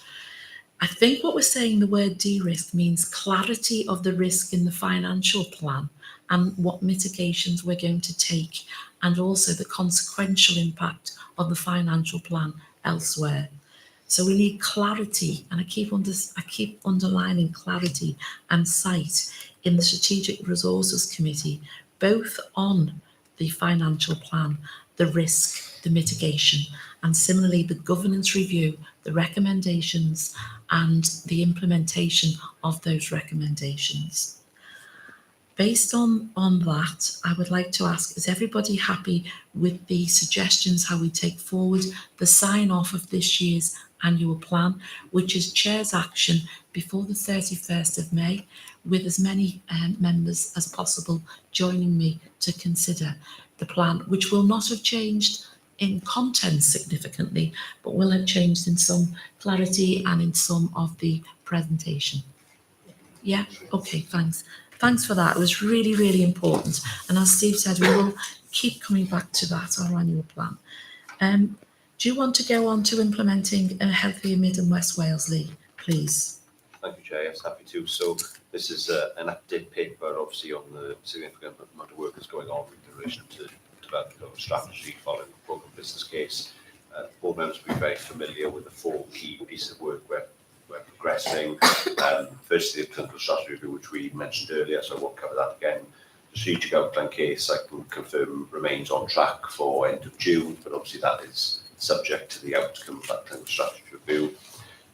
The technical work in support of the land selection process is continuing as well, and the one point, I suppose, just to re-emphasise with board members is that we of course don't own any of the land, and we don't have any agreements with any landowners. So there is that, whilst that position continues, there remains a level of risk to us that we could one or more of those sites could become not available to us. And we are having discussions with the Welsh Government on how best to handle that situation, and we're intending to write a letter shortly to both the Minister and the Director General to ask for a further discussion about how best to handle that, because Welsh Government's position remains that we would not identify the preferred site or agree with a landowner until we're midway through the outline business case process, which obviously gives us a risk in terms of timescale. So we can keep board members updated on that discussion as it progresses. The land consultation is obviously the most significant element to update on. We've now concluded that process. I'm pleased to say there was some excellent engagement from our public and communities in that process. So we've run 11 staff sessions, 13 public drop-ins, 4 online sessions, 3 town community council sessions, 3 local authority sessions, plus additional sessions as requested. We've received to date 628 online questionnaire responses, and then we've got additional paper and other responses to be coming to, which we think will be another 150 or so. So, and that is obviously just a subset of the people who attended the events, which was very helpful to us. My personal feedback from those events is that they were well attended. People engaged with the discussions very well. I think it's re-emphasised that there are still concerns in relation to our plans. I think we need to be clear and honest about that, particularly around transport. That was the key theme coming through a lot of the conversations. What I would say though is that the benefit, I guess, of the public consultation is not only could we talk about the specific sites, but re-emphasise what our plans are in relation to the strategy, and that in particular was something that allowed us to reassure many members of the public then about the plans, in particular the importance of Withybush and what that will lead to our future model and the general shift in services close to the home and prevention that we're focused on, not just the hospital and the land associated with that. So that was all I wanted to update the board on, Chair, if that's okay, and happy to take any questions. Thanks, Lee. Ewan? Thanks, Chair, and thanks again to Lee for the update. I appreciate we will have sight of the final results of the consultation now during the summer and moving this forward. But I think just on reflection, having gone to, I think, 4 or 5 of the in-person community events as well as some of the online events, I think it's because we're under such scrutiny as a board collectively in terms of this particular plan. I think it's demonstrated quite clearly to our public that we are trying to be as transparent as possible in terms of looking at not only the sites, but I think what came through some of the conversations I had with members of the public was around the wider opportunities that can be afforded by the plan in terms of skills, employment, recruitment, procurement, supply chains, the environment, and all these things which I think are being slightly kind of hidden by some of the kind of key arguments which some of the public are obviously kind of picking up on. But I think what is clearly been demonstrated through the events, Chair, is that when you're there face to face with them, you're able to have that open and honest conversation. I think at the last event I went to, which is in Milford Haven, Lee and I spent just over an hour, the two of us, with a local councillor, going through a whole host of issues. His wife had worked in Withybush and had the inside track, and obviously being a representative of the local population there, had some concerns, to put it mildly. But I think having that conversation for over an hour kind of turned the opinion, and it was very much welcome that we had gone there to have those conversations. And I think whilst the official consultation has come to a kind of close in terms of the events, and I think full credit to the comms team, the engagement team, and all the other staff who've given up their time to be here, I think it's something we need to continue. And I think that's something that, through events, I know the team will be at the Eisteddfod next week, which is an hour patch. But I think, for the public, it's the wider benefits that this plan can bring to the long-term security of our population, not only in terms of the health and care, but also the wider opportunities through future skills. Because one of the challenges that came up was, well, where are you going to recruit the staff? Well, from our future generation. And we've got a whole host of young people who are crying out for long-term, secure, really good jobs within the 3 counties. And this is what we potentially will be able to offer, not just in terms of frontline health and care, but in terms of all the administrative functions, environment, procurement, legal, whatever it might be. So I think we need to continue the dialogue as a board, be very much front and centre and visible, and certainly, as a board member kind of charged with the third sector, that face-to-face dialogue is invaluable, and it certainly breaks down a lot of barriers, and we'll be happy to that for the continuation of. Thank you. Rodri?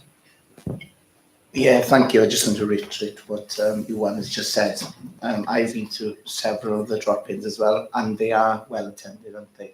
I even went to the Trig one last Friday, and that was an interesting one. That was different. That was you were in front of a crowd, and even though you were discussing the land consultation, there was also that element of people asking other questions, which were not to do with land consultation, but I think it's also of benefit to us because we are there, and the answers you're giving were honest answers, and they appreciated them. And I think it's that kind of discussion, talking to people, and yes, well, the only question I have, because we have discussed this in the past year, the young people. Have we had many kind of, obviously it's early days yet, but you did go to schools, you went to colleges. I'm just thinking, did we have interaction from the younger court as well when it came to the consultation?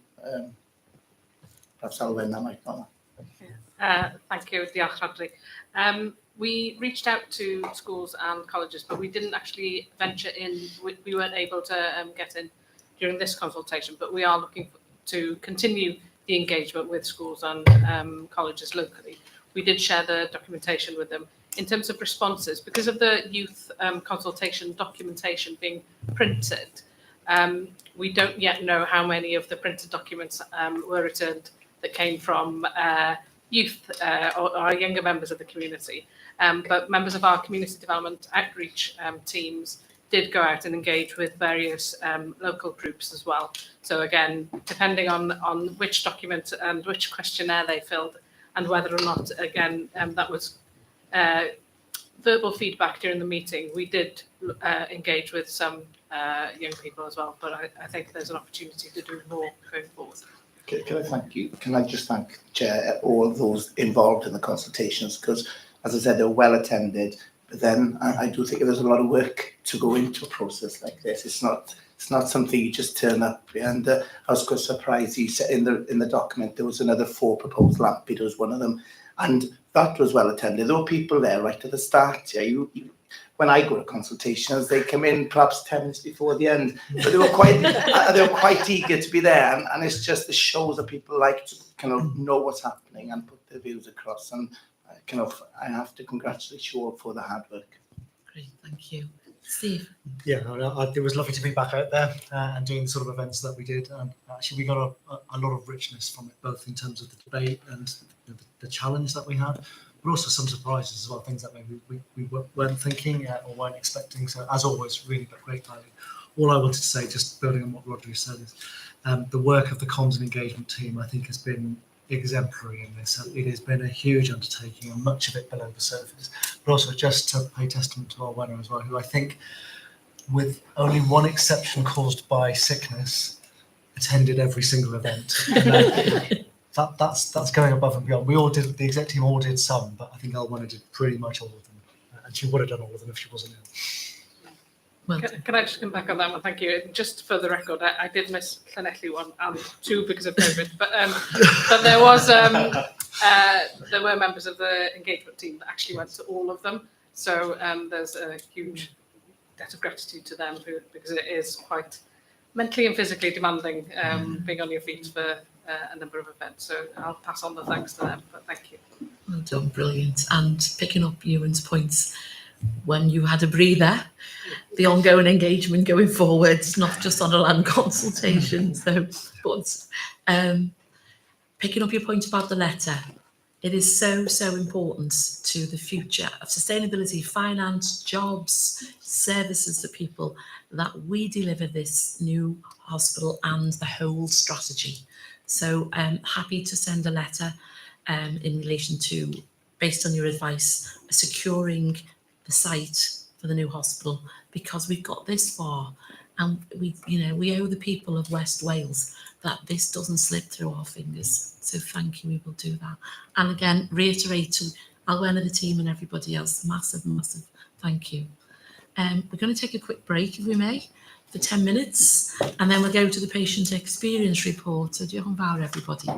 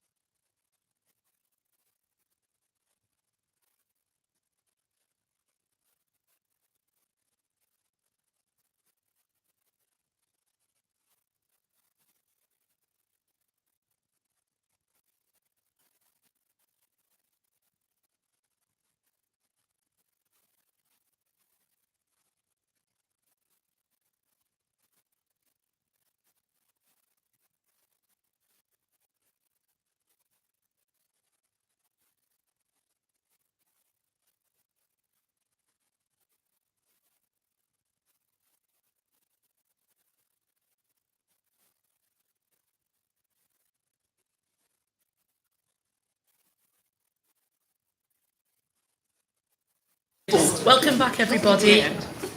Right, so we're now going to go into the improving patient experience report. And if I could just remind members, can we keep our questions and answers quite succinct, please? Thank you very much, so we can get through the agenda. Mandy. That's lovely, thank you. I won't take you through the detail of the report which has been provided. Just to note that on the covering SBAR there is a slight typo and where it talks at the top of page 2 around 54 big thank yous, it's actually 56. I just wanted to clarify that because in the actual report itself it talks about 56 and I wouldn't want anybody to think that we're misleading anybody. So the stats are there, the information about the complaints, we've seen an increase. We're still hovering around the 67% of all of our complaints being responded to within 30 working days. I am determined we will get to the 70%. I'm just going to have to try and work out how I'm going to push it that little bit further.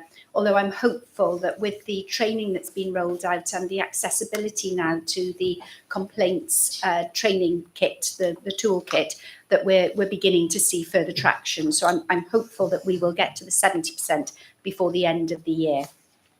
We have got 3 new ombudsman's cases that have been opened, and those will go through the normal processes of being responded to with the improvement and action plans that fall out of any of these cases being tracked and monitored through the Listening and Learning Subcommittee. The one thing that is positive this time, and I am hopeful that we're beginning to see a maintainable, a sustainable improvement, is around the concerns, the level of concerns that have been linked to communication. So last month I reported that 23% of all complaints had some aspect of communication within them. That's gone down to 18% or 17% now actually, which is a positive, and I think that reflects the significant amount of work that we're doing with our team, supported by the Learning and Development team, the Making the Difference programme, and everything else that we're doing. Following the themes last month, I've had conversations with all of the heads of nursing and asked them, and in fact all of the individual ward sisters and charge nurses, when we're doing the nurse staffing reviews, what is it that you need to help you improve communication, recognising it's not just the nurses, and I've asked them to take that back into the wider multidisciplinary team that they're leading and working with, because actually nursing communication isn't the main theme, but it's communication more generally. How do we communicate about access? How do we communicate about breaking bad news? All of those things, and all members of staff have a responsibility to think about what more it is that we could do in that space. So I've asked for some feedback, and I'm hoping that that will come back to me in the next few weeks. The story that we have here today, we had hoped that we'd be able to do this live in person. Unfortunately, that hasn't been possible, but we will be moving towards an in-person presentation of a story from the next board meeting. The story that we do have here, though, provides huge learning opportunities, and I'm really grateful to Lee Mills and his family for allowing us to share this story, which is quite emotional, really, when you listen to it. But as I say, you know, it does highlight the jewels in the crown, i.e. the district nursing service. But even there were opportunities for us to improve. I am pleased to say that since receiving this feedback, a significant amount of work has been undertaken. Prior to receiving the story, the palliative care service arrangements that we have in place were already reviewed, and there was already work being progressed around the improvement plan and the recommendations that had fallen out of that. And I'm sure Jill may want to say a few words about the progress that we've made on palliative care. Likewise, the access to palliative support and district nursing support services throughout the 24/7, throughout the day and night, has been reviewed, and we've made sure that we have got arrangements in place for family members and indeed patients to be able to access the support that they need. And one of the other points that was raised in the story was around advanced care planning. And whilst we may have advanced care plans, it's understanding and reminding staff and their family members how these advanced plans can help, particularly at times where in the last few hours of life, people are unable very often to make their own decisions about the care and support that they need. So there has been learning, and I'm really sorry that Mr. Mills and his family had to experience the treatment and the lack of responsiveness that they experienced, particularly in the end of life. In terms of the other point that I just want to draw members' attention to is the arts in health section. And the reason why, and I know I do draw attention to it at most board meetings, but I'm just so impressed with the way that the team of one, and I have to keep saying that, it is a one whole time equivalent that we have dedicated to this service, actually can have such an enormous impact, not just on our staff, but also our patients, providing music in hospitals, looking at distraction activities for some of our patients, as well as sand art for our staff and looking at the wellbeing links into employee wellbeing as well. And I raise it because only yesterday at our Charitable Funds Committee, we heard in full technicolor the impact that particular service had been made. So I'm not going to say anything more, but I'm very happy to take any questions. Thank you, Mandy. Chantel. Yes, thank you, Chair. I just have one question and one observation.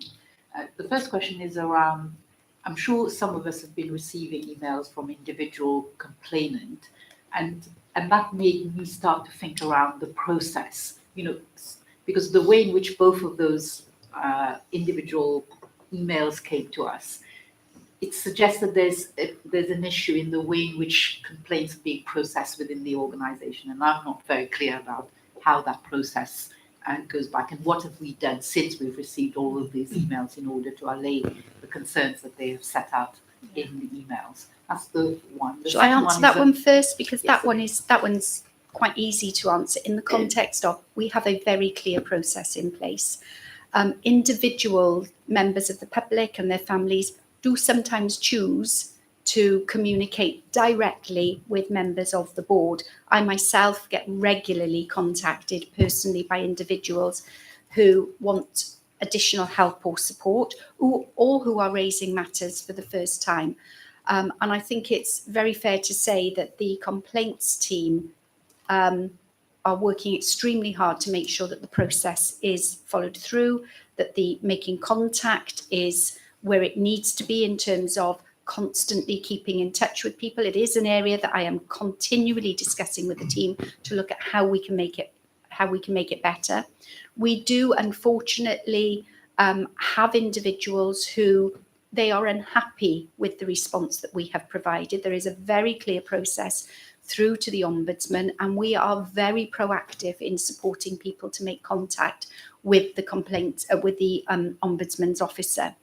One of the things that I do have to remind everybody about periodically is, please, there is a process. The minute you start entering into a dialogue, it opens channels of communication that takes things outside process, and then it becomes really, really difficult to manage. So we try very, very hard to keep it in process, not because we're being difficult or obstructive, but because we want to make sure that people get the responses in a timely way. And phone calls can be made to individuals, which happens on a daily basis when things come in. We've got our PALS service. So we've got the posters up, we've got the leaflets up, we're trying to promote what we do. We've got our web page.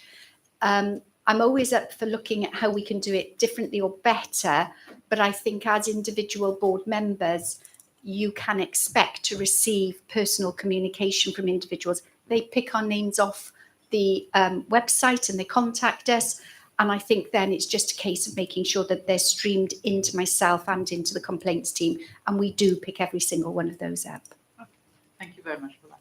My second one was around advanced care planning, and in particular DNARs, because I think at the Medical Leadership Forum, some of the attendees there did talk about the complexity and of DNARs in particular, and understanding how they should interpret the DNARs. And I think that suggested to me that perhaps there we need to have a little bit more training around that subject, given that they were raising those concerns around understanding the complexity that surrounds DNARs.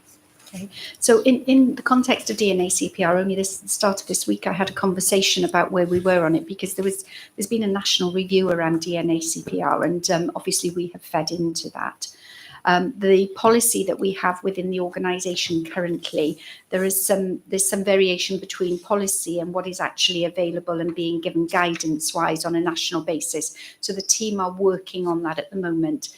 It is a policy that I would like us to have updated sooner rather than later, but we've agreed an extension of 6 months. So that's the policy side of it.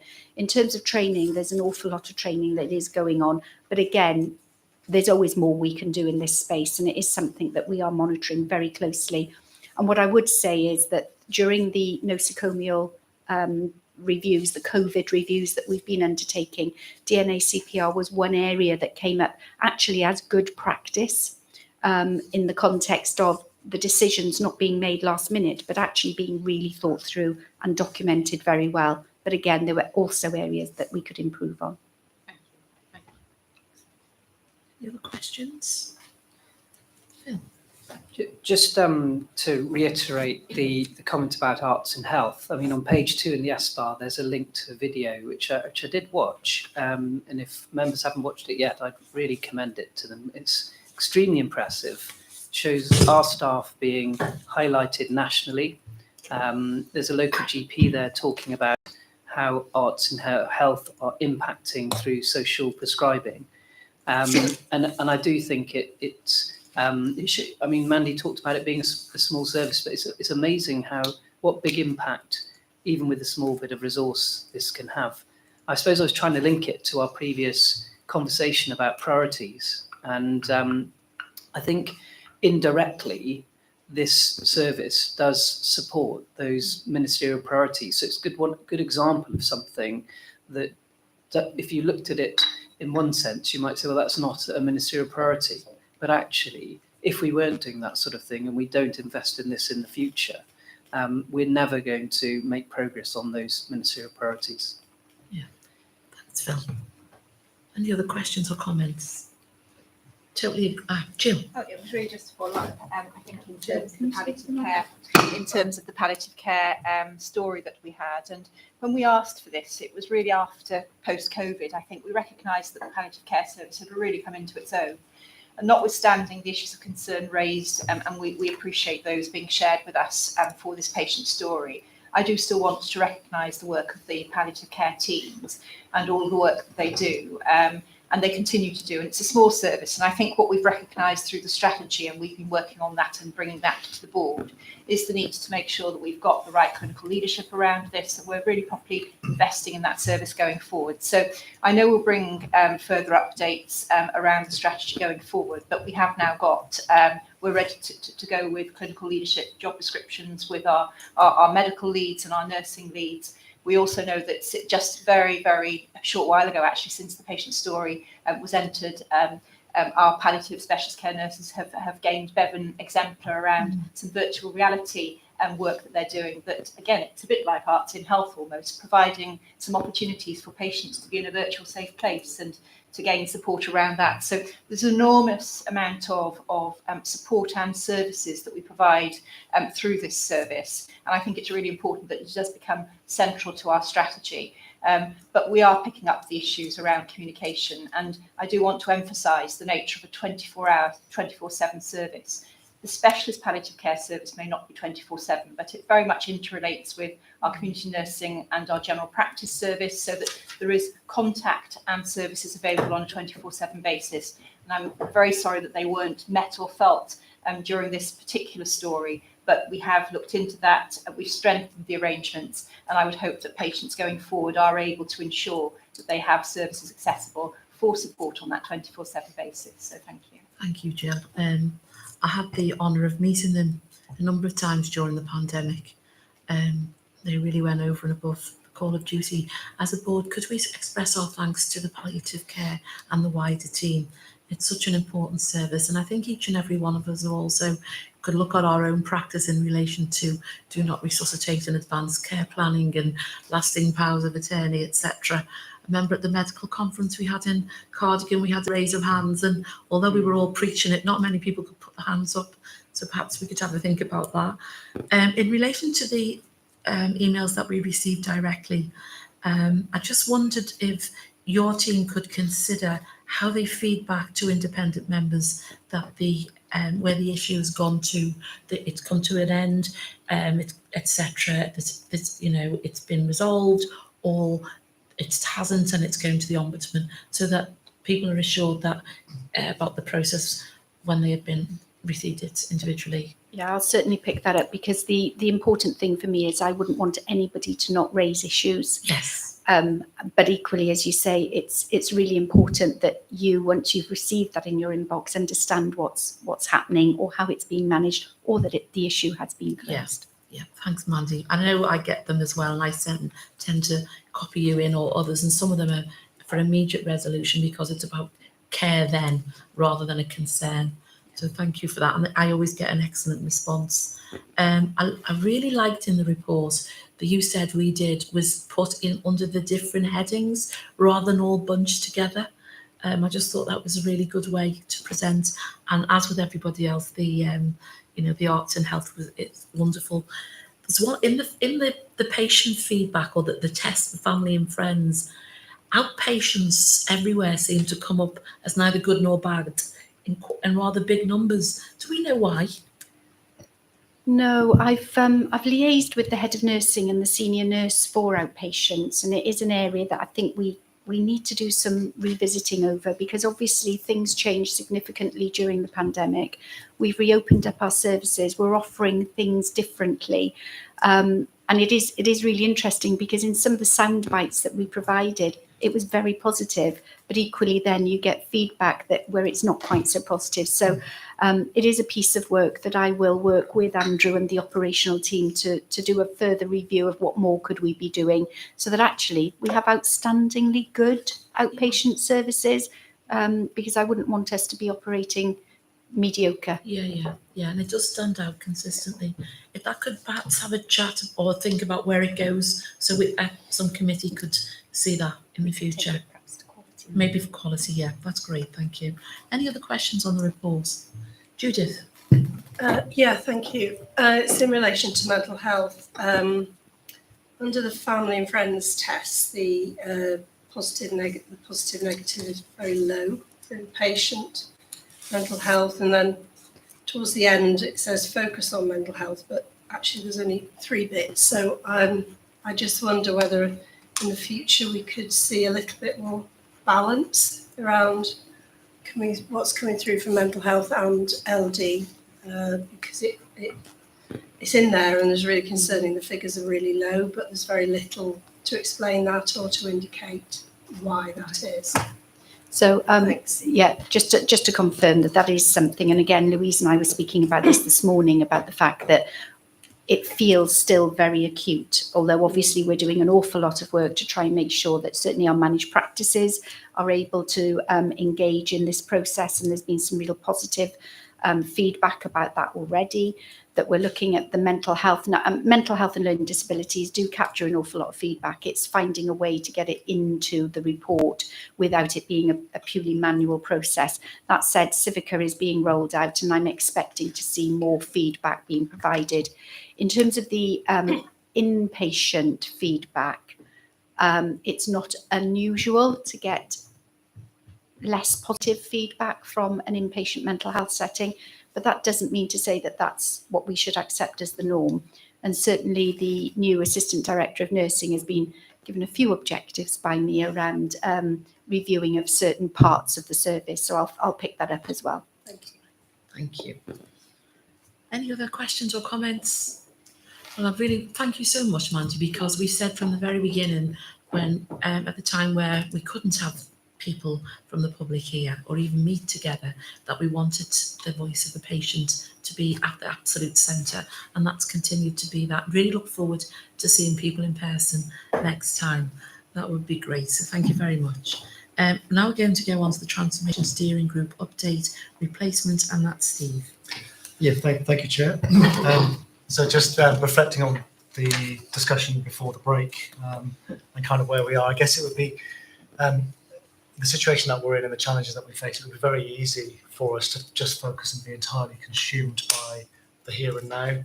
However, I know as a board, we put a lot of store by continuing to keep ourselves off balance, to keep thinking about how we can do better, how we can transform, how we can learn from others, other industries, other places. And that really focused on continuing to think about the direction that we've set ourselves, our strategic objectives, and how we can do new things, how we can test new things, and then bring them into the heart of what we do. This is evolved, as the board will recall, over a number of years, really starting right back at the beginning of the pandemic with the Recovery, Learning and Innovation Group. We then established the Transformation Steering Group, which we discussed and have stepped down at the end of last financial year. But that got us to a good place. We started to see a number of things coming through. And this paper is an effort to try and ensure that we take the lessons from that and continue as a board to have transformation very much in our thinking. Because if the challenges feel significant today, we do have to ensure that we keep our minds open to doing things in completely different ways in the future. So I'd say, I think the Transformation Series Group got us started. We've had some planning objectives in from that, and there is still work going on, particularly in relation to the social model for health and wellbeing.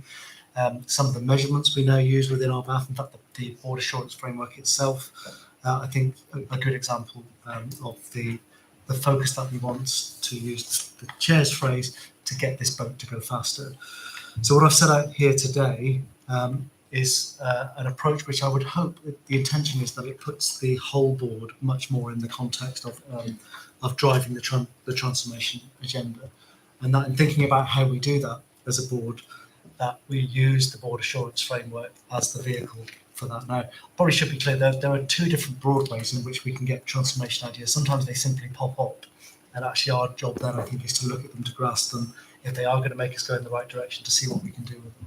But the other, which is really what this paper is about, is a more directive approach for the board to be using the board assurance framework to look at the progress we're making according to the measures we've set out on our strategic objectives, to see whether we're going fast enough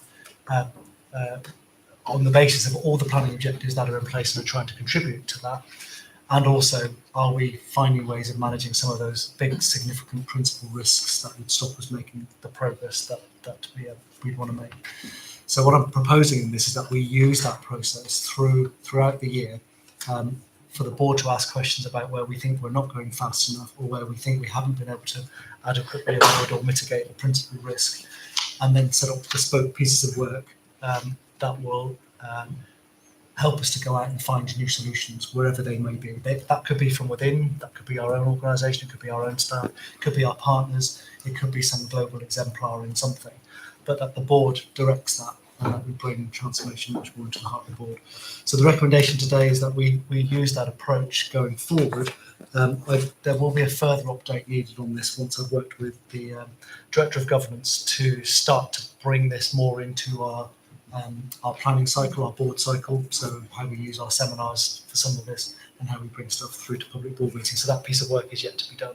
But today I was looking for support for the principle of this, that we A, bring it into all of our thinking and make it all of our responsibility, and B, that we use the board assurance framework as a way of being able to direct our efforts in transformation. Thank you, Steve. Any comments or questions? Thanks, Chair. No, thanks, Steve, and I fully support in terms of the outline in the paper. I think it's exactly where we want to be as a health board in terms of looking at more innovative and transformational response. And I think just as a kind of comment and observation, really, I think I welcome within the paper that there is that open call really to kind of look outside of the health board. And again, I know I've spoken about it before at previous meetings, but I think there is so much innovation within our communities across the 3 counties here, within those community groups who are kind of, as I always say, they're the first sector for many of those communities in terms of they're the first port of call. And I think there's so much innovation that we've seen, particularly over COVID, but now we're seeing through the cost of living crisis where they're coming together, they're making sure their communities are fed, they're kind of heated, they're supported. And I think whilst those are kind of practical things, there are also many innovative initiatives which are already operational within our communities across the 3 counties.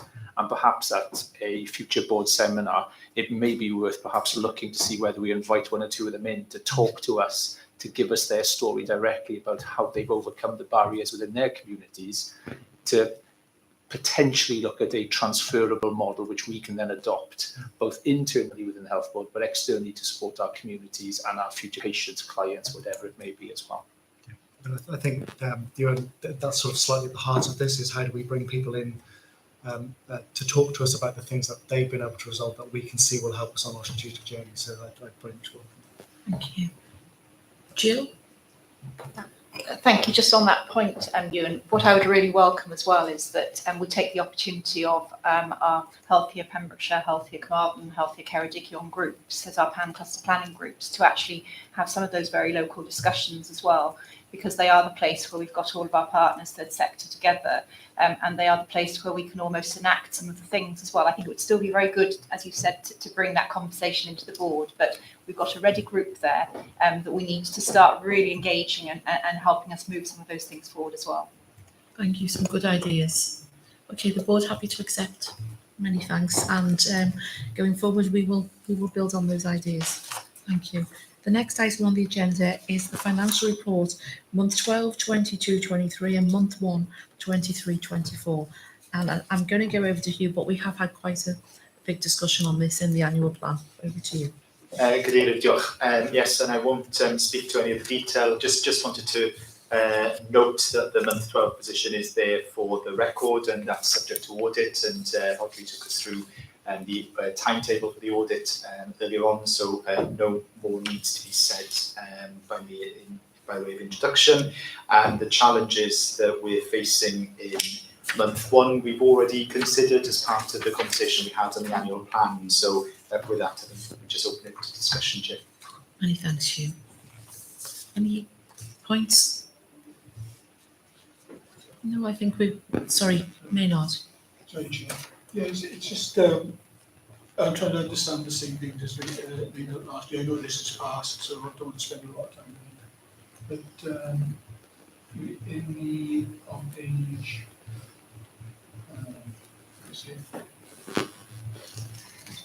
page 2, at the top it says savings non-delivery of 15.9 million. But in the table above, it talks, it shows a savings of 21.9 million and a delivery of 21.4. Just reconciling those two figures.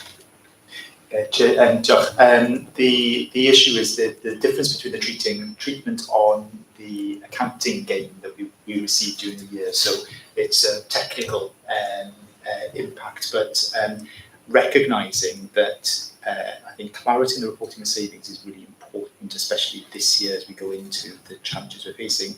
I am revising the way in which we'll be reporting savings through to Sustainable Resources Committee. So we cover savings, productivity and benefits realisation in one unified report, and we'll make sure that there's absolute clarity then on the numbers. Thank you. Any other questions? Okay, thank you. The board's happy to accept the recommendations.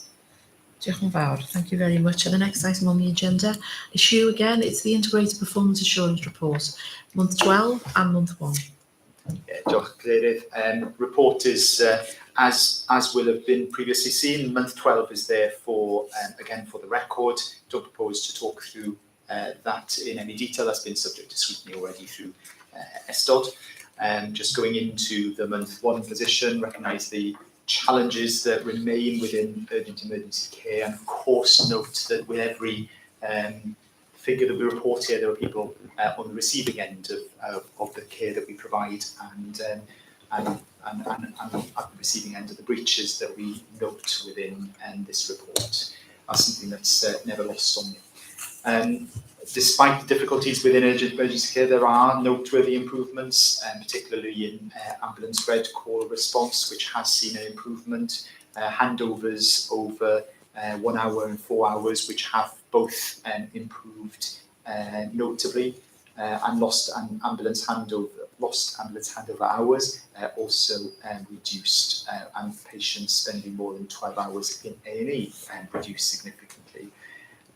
Cancer performance has declined. I'm sure Andrew will speak to that in more detail. And within mental health, while the weights showed an increase, we do anticipate that to improve as the impact of outsourcing on ASD assessments begins to bear fruit. Psychological therapy performance is also steadily increasing, but demand continues to be an issue, and outweighs the capacity we have. Infections, I'm sure Mandy will have a comment to say about that. The C. diff infections have been above our monthly target for 2 years now, and of course is of concern. But just to note very positively the continued improvement with the recruitment of nursing and midwifery staff. We talked about that briefly earlier on with the nurse stabilisation work, which is the performance now is well above where the ambition was for the period. Therapies is a particular concern, and waits over 14 weeks are a worry, and we're kind of in the 6th health board in terms of our ranking across Wales, and that is a concern, but it does naturally relate and correlate to recovery funding, which has been which the health board hasn't received as much of as others into therapies. And with that, Chair, I think I'll just open up to discussion. Just to note that there is one new piece of analysis in here at the board's request around number of care homes that are included, and that's referenced there. We've seen a reduction in the number of care home beds across our patch from by about 150 beds from January 22 to where we are now in March 23. Many thanks. Thank you. Andrew, would you like to come in?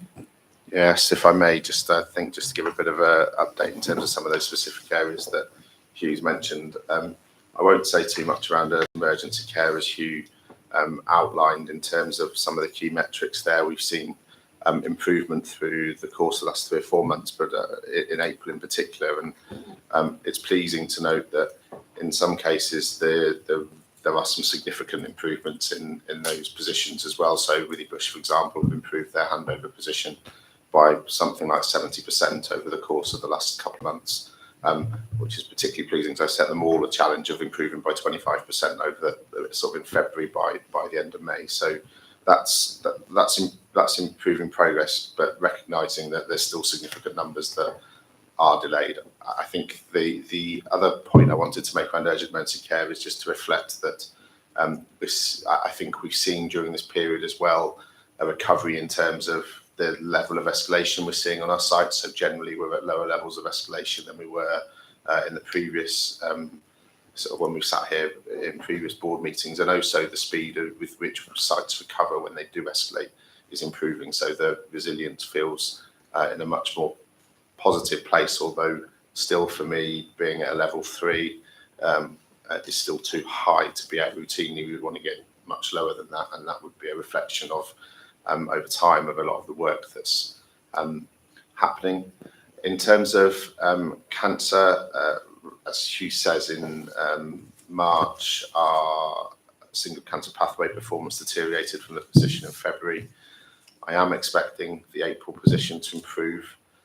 The March position was driven by us treating an addition around 30 to 40 more patients than we treated the month before, and also a reduction in the backlog, which has been one of the primary focuses we've had through our enhanced monitoring work with Welsh Government, because without a backlog at a lower level, we will always struggle to maintain that performance target, the single cancer pathway performance target. It's worth noting as well, though, that within that performance, in terms of our internal treatment levels, we're treating more people for cancer than we've ever treated before every month, and we're providing chemotherapy and radiotherapy to more people than we've ever provided previously. So there's some significant increases in activity there that are supporting that improving position, and that we've planned to continue through the course of this year.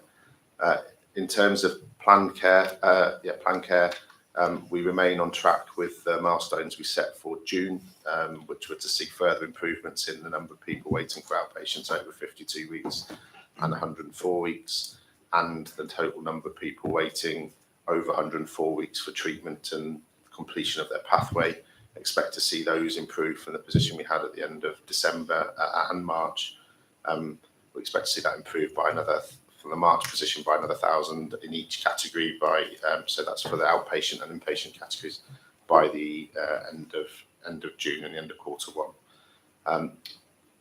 I I think the only other thing I wanted just to mention, and I'm happy to take any questions, I should have mentioned it in urgent emergency care, was just a flag that I am expecting May's performance to be similar, if not slightly worse than April's, purely because of the 3 bank holiday weekends we've had and the impact that generally has on the system and the length of time it can take to recover from a bank holiday weekend. So the 2 successive bank holiday weekends came so close together that by the time you get into the second one, you haven't recovered from the first one. So that will have increased the pressure in the system, although, as I say, our escalation levels and our resilience in between has been better than it might have been a year ago. So I'll pause there, happy to take any questions or anything anybody wants to query. Thanks, Andrew. Questions? Yeah, thanks, Andrew. If you look at page 12 of 19,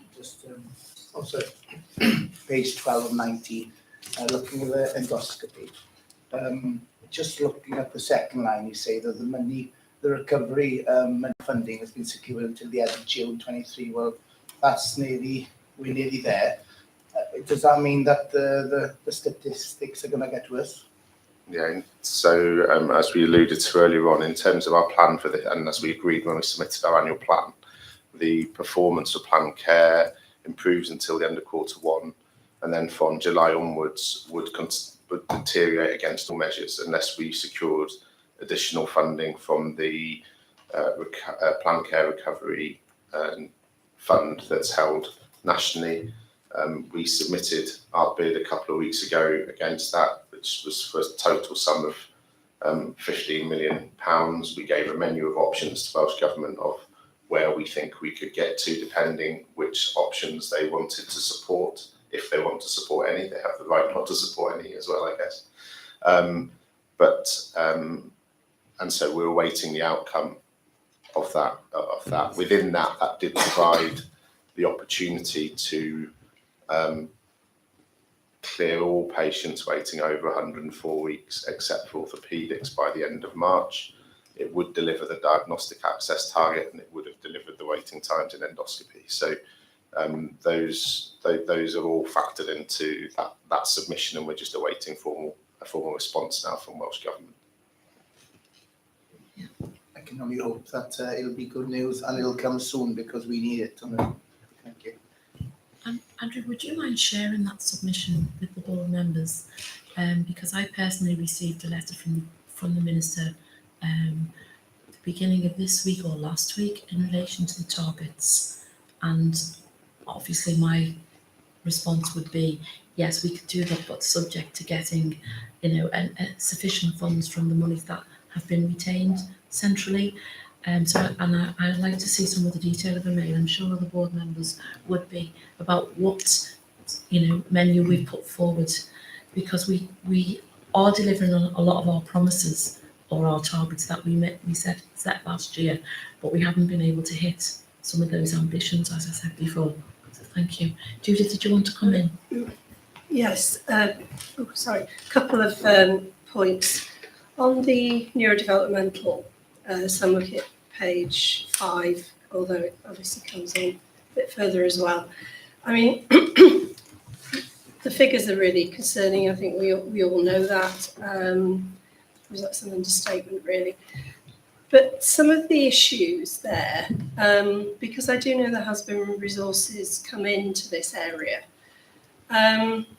Estates jumps out, and it must be over 12 months that estates issues has been flagged in terms of ability to hold clinics, and it just feels as though, whilst attracting people in as recruits may be difficult, but when are we going to see that they do have the facilities to be able to actually undertake the appointments, just so there's a timeline for that?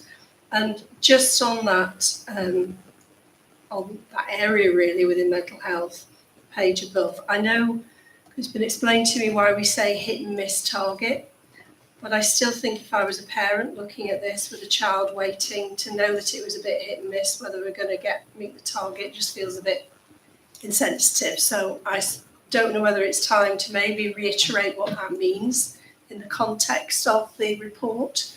Might just be a bit helpful, because it just feels a bit, a little bit flippant, if I'm honest. Hugh's also indicating he'd like to come in. I think that could be on the description. Yes, Chair, I agree. I will look at putting definitions very clearly highlighted at the front of the report so you can understand it as a member of the public. There are some clear definitions that we use. Or even change it within the body of the report more sensitively to reflect what the definition says, perhaps. Andrew. Thank you, Judith. And yeah, very conscious that the estate issue has been one that's been a challenge within mental health and learning disabilities for some time. There was some imminent progress on that. So with the relocation of the command centre that originally took over some mental health space during COVID in Tudor House on St David's Park, the directorates are looking at how they best utilise that space, not necessarily for clinical intervention, but how they can free up other space within their estate that will support addressing some of the clinical space they need to address some of the waiting times position. I think neurodevelopmental services is probably the one at the moment, one of the areas at the moment that gives me the most concern, just in terms of how we close the gap between demand and capacity. The demand for the service is growing exponentially in terms of referrals into it, and the capacity we keep seeking to put in place just can't keep pace with that demand, never mind close the backlog at the moment. And members may be aware of, there have been media reports only in the last week around the pressure on these services since COVID across the UK, and the challenges in capacity everywhere, all parts of the UK are experiencing and delivering these services. So it's not that in itself isn't a unique challenge to us as a health board, but it doesn't make it any less significant or important for our population, or in our desire to want to try and find a solution to it. Thank you. Alison. Thank you, Chair. Yeah, I just wanted to come back in on the therapy weights, and the board will be aware and to see in the papers that what we've seen previously is the numbers going up and then coming down, where we've put short-term funding in and then it grows again and we've had to take that out. And as Hugh has said, other health boards have used recovery funding more recently, which is why they're performing better than we are. The numbers have plateaued now. There are different reasons for the growth in the different services, but a significant amount of that growth was due to industrial action and the number of appointments that we lost from one of the services. There is confidence that we will start to see that trajectory now starting to come back down. I'm not confident that we'll get down to zero by the end of March, but the clinical director has been asked to look at what would it take to bring it down to zero, and also what would it take to keep it sustained at that level, but being realistic and appreciating the financial context that we're doing that in. But I think it would be good for us to understand at least what the level that it would be. Okay, thank you. And if I could bring in Mandy on the infection prevention and control. Yes, absolutely. If I can give some assurance that I look back and I recall my very first board meeting where I was challenged by Professor Gammon about our infection prevention control position, and said that we would do some further work. And we have been doing work over the last 6 years. Unfortunately, the pandemic hit us a little off target. However, that isn't an excuse, that's a reality because of the way in which antibiotic prescribing changed. So that is a major contributory factor around particularly C. difficile. That said, we have a very detailed healthcare associated infection improvement plan that we've put in place. One of the actions that we've taken has been to undertake an internal review around our management of Clostridium difficile. And there are some actions that are being progressed through that process. Sorry, it's going in and out, so apologies. I'll keep going. In terms of the plan, we've got very clear need to step up our leadership, ownership and engagement across all of our services. So what I would say is that our primary care colleagues are doing extremely well in terms of antibiotic prescribing, and long may that last. And that's thanks to the support that they get from our community pharmacy colleagues, in particular our advisors, pharmacy advisors. the same level of scrutiny is now taking place in our inpatient areas, and I'm holding quality panels where I'm personally speaking with the hospital clinical directors about their responsibilities to support their colleagues in terms of prescribing. But it's much wider. It's much wider than that. I don't normally have a problem with microphones. I have to confess. Sorry about this. It's much wider than that, though, because the IPC team, the infection prevention control team, and the microbiology team can only do so much. So we know that we've got a plan for a new build, and our estate is a contributory factor to our level of infection. We have excellent facility staff who do their very best to keep our estate, our clinical areas as clean as they possibly can be. There's further attention we need to give to our cleaning scores because they are not consistently maintained, and that is something that is being discussed with our colleagues locally, but also nationally, looking at the weighting that sits behind the national tool that we are using. So there's work on that. But I think the reason why I mentioned the state in particular is because during the pandemic, we were very lucky that we were very fortunate that we were able to invest in some cleaning technologies. The cleaning technologies, to maximise their effectiveness, require more single rooms. And we do not have enough single rooms. So we've got a bit of a vicious circle in terms of our estates and our facilities through no means of our staff not putting best efforts in. The other piece of work that we're doing is around ANTT, our aseptic non-touch technique training. And recently, Mark Henwood, Deputy Medical Director, has corresponded with all clinicians across the organisation to remind the doctors as much as the nurses and the therapists of their responsibilities. And I know that Alison did for the therapies as well, therapy colleagues as well. So we're going at this from multiple perspectives. And I think there are key people that are responsible for helping us find an improvement. Public health, and Joe and I have been having conversations about how that can happen. And in fact, I've raised it with the Chief Nursing Officer as well about the communication and campaigns that we could be doing both nationally and locally. We've got pharmacy colleagues and they are extremely well engaged, particularly on the clinical rounds within our clinical environments now. The microbiology team, the infection prevention control team, and our estates and facility team. Those are our key players and in our armoury. The other thing I would say is that we have got, thanks to the support from our local authorities, an investment in our community resource to support care and nursing homes as well. And I'm having a little nudge with my team to look at how we can use public events, so the Earth, for example, to actually do some engagement with our public to help them as well. So quite a comprehensive approach. Thank you. Thanks, Mandy. Any other questions at all? Could I raise, it's in the operational report as well as the IPAR, where it's the delayed transfer of care or the amount of people who are in our hospitals who are medically fit to leave or ready to leave. And the numbers is, as it's been for quite some time, astounding. And in some, one of the tables, you put the percentages of each hospital. And although it's a third approximately overall, some of our community hospitals goes up to 66%, etc. And I also know there's been a meeting with the IEG, and there's been work being done with the chief executives of both Pembrokeshire, Ceredigion and Carmarthenshire. And that meeting was in May. What's the outcome of that? Are we going to see a sea change in this?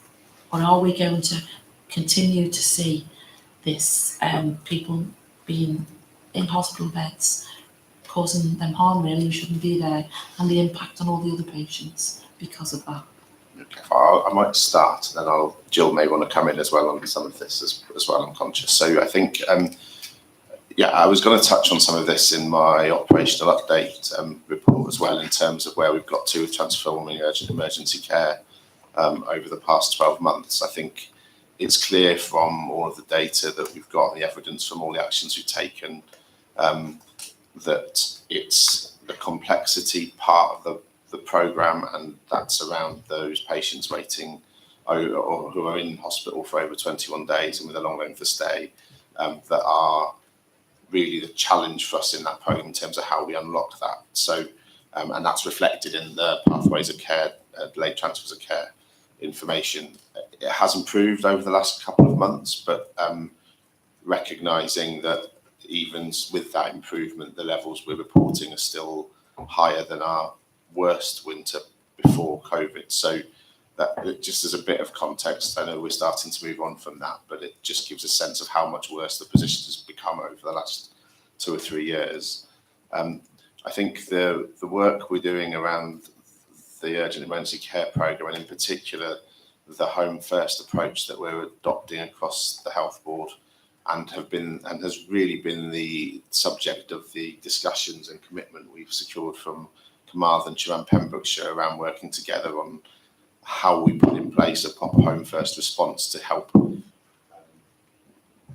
discharge people from hospital quicker and earlier, and more fundamentally, I think as well, keep them at home in the first place wherever possible and look after them in their own home and avoid their admission. I think there is a lot of I was going to say an awful lot. There is a lot of work going on in that space, and I think there's some really exciting work going on in the urgent emergency care programme around the front door and admission avoidance and conveyance avoidance. And there are some significant developments planned to happen over the course of the summer that I think will put us in a far stronger place going into next winter. But that issue around discharge and the complexity of those patients and the length of stay is a challenge for us. I suppose the other light at the end of the tunnel on that is that from the work we've done in Carmarthenshire on that at the moment, where they've been working on this with us for a bit longer, social care are also starting to see a benefit in terms of the numbers of patients waiting, members of the public and the community awaiting packages of care reducing significantly, and the demand or need upon discharge from patients being discharged from hospitals in Carmarthenshire is reducing as well, which obviously means they've got more capacity for us to discharge more. So there are, from all of the work we're doing, there is progress and some positive steps, but certainly it's the area whereby we would, if we can make a real step change over the next 4 to 5 months, I think going into next winter we'll be in a much healthier place, and we'll be in a much healthier place in the immediate term as well. I don't know, Jill, whether you wanted to add anything. Yes, thank you. And not to take away from the significant numbers that you set out there, Chair, there has been an improvement in the census data for May. So we've got 217 waiting as opposed to 274 that were delayed or medically fit, not necessarily ready to leave. And I think it's that additional analysis that we always have to look at in terms of what additional support needs to be put in place. I think there is work going on around earlier identification of needs, and I know that we're also commissioning from a health board perspective significant numbers of hours with domiciliary care, and we've got no difficulties at the moment with placing. We've got one case that I was talking about with the team that we've got some difficulty with placing, but it does still signal, I think, that it's those who have more residential needs that still require care and support that we would be looking to support with our local authority colleagues. I've got a meeting with Pembrokeshire tomorrow to look at some outstanding cases, so there's work actively going on individual cases as well. But I think more generally, in terms of what came out of the meeting on Monday, there's now a commitment to set up a senior leadership group, a joint integrated health and social care group. And although it won't necessarily require directors at all of it, Andrew, myself and others are going to be attending the first one on the 5th of June. And that group is going to have the oversight and scrutiny of delayed transfers of care. It will also keep in mind all of the local plans around the further faster work, home first work. But it will provide that scrutiny assurance both through to the Regional Partnership Board and to our respective organisations. And I think it's the place where that local challenge will be in terms of all of the efforts and joint efforts, actually, in terms of how we work with our communities, both to engender the support around families and carers, but also look at the solutions that we've worked on previously around extending some of our domiciliary care work and things as well. So that was the significant output with agreement from all 3 local authorities for that meeting. So directors of social services are all attending on that 5th of June date, and it will be, as I say, something that we'll continue to report through this meeting, Chair at Board, but also the respective committee that you think would be most appropriate really in terms of that detail. So that is something that we've committed to take forward. But we are working on the individual cases, and I know that, as Andrew said, there are some complex, long-standing cases that have been very difficult to place for quite a long period of time. And I feel I've seen the threshold change in terms of care homes' willingness to accept individuals with quite complex needs. So I think as part of this work, both we're trying to, one of the actions for the urgent primary care, urgent and emergency care work is both to work with care homes about avoiding escalation into hospital, but also working with our care homes and independent sector about accepting individuals. What more can we do to support our care homes in terms of taking individuals with complex needs? So we know that we have got some long waits, and a number of those are in Prince Philip, I think, at the moment. So lots of work going on, but a real commitment now as senior leaders to ensure we put some scrutiny around this. So if I could just clarify, Jill, the IEG that met on Monday agreed the plan that had been discussed at chief executive level. Yeah. The senior leadership group, I don't know who the composition is, but that's the 5th of June, first meeting. Then it'll feed in to a committee here and a committee in each of the local authorities. Yes, I think it will be subject to scrutiny by all organisations. And I think there's a commitment from the chief execs of each of the local authorities as well around this work to keep this under close scrutiny and sponsorship jointly with our chief executive and theirs for each of the respective plans. I think we need to agree what you would like to see at board level and what goes into our committees in terms of the sort of operational monitoring around this. But I think we'd want to signal and keep in mind at a board level that commitment to be taking this work forward together. And I think although we're talking about, on the one hand, delays, transfers of care, it's a much wider piece of work that hopefully ultimately will avoid delays because we'll have some of these other solutions in place that will be preempting some of that in the first place. I'll bring in Steve first. Yeah, I mean, it's really positive to see it. But as Jill said, we've got we have a jointly sponsored piece of work between ourselves and the local authorities in regards to this. We've also had many discussions at chief exec level across Wales because there are a number of different approaches being used in health boards to try and address this issue according to the kind of local circumstance, what's on the ground and what's possible.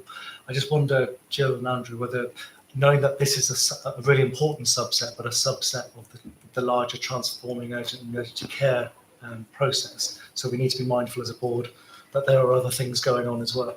But whether we bring our reflections back and a reflections paper on how it's been going to a September board meeting, because I will then be able to feed that into the national discussion that us as chief execs are having to essentially compare notes on what's working and our lessons learned.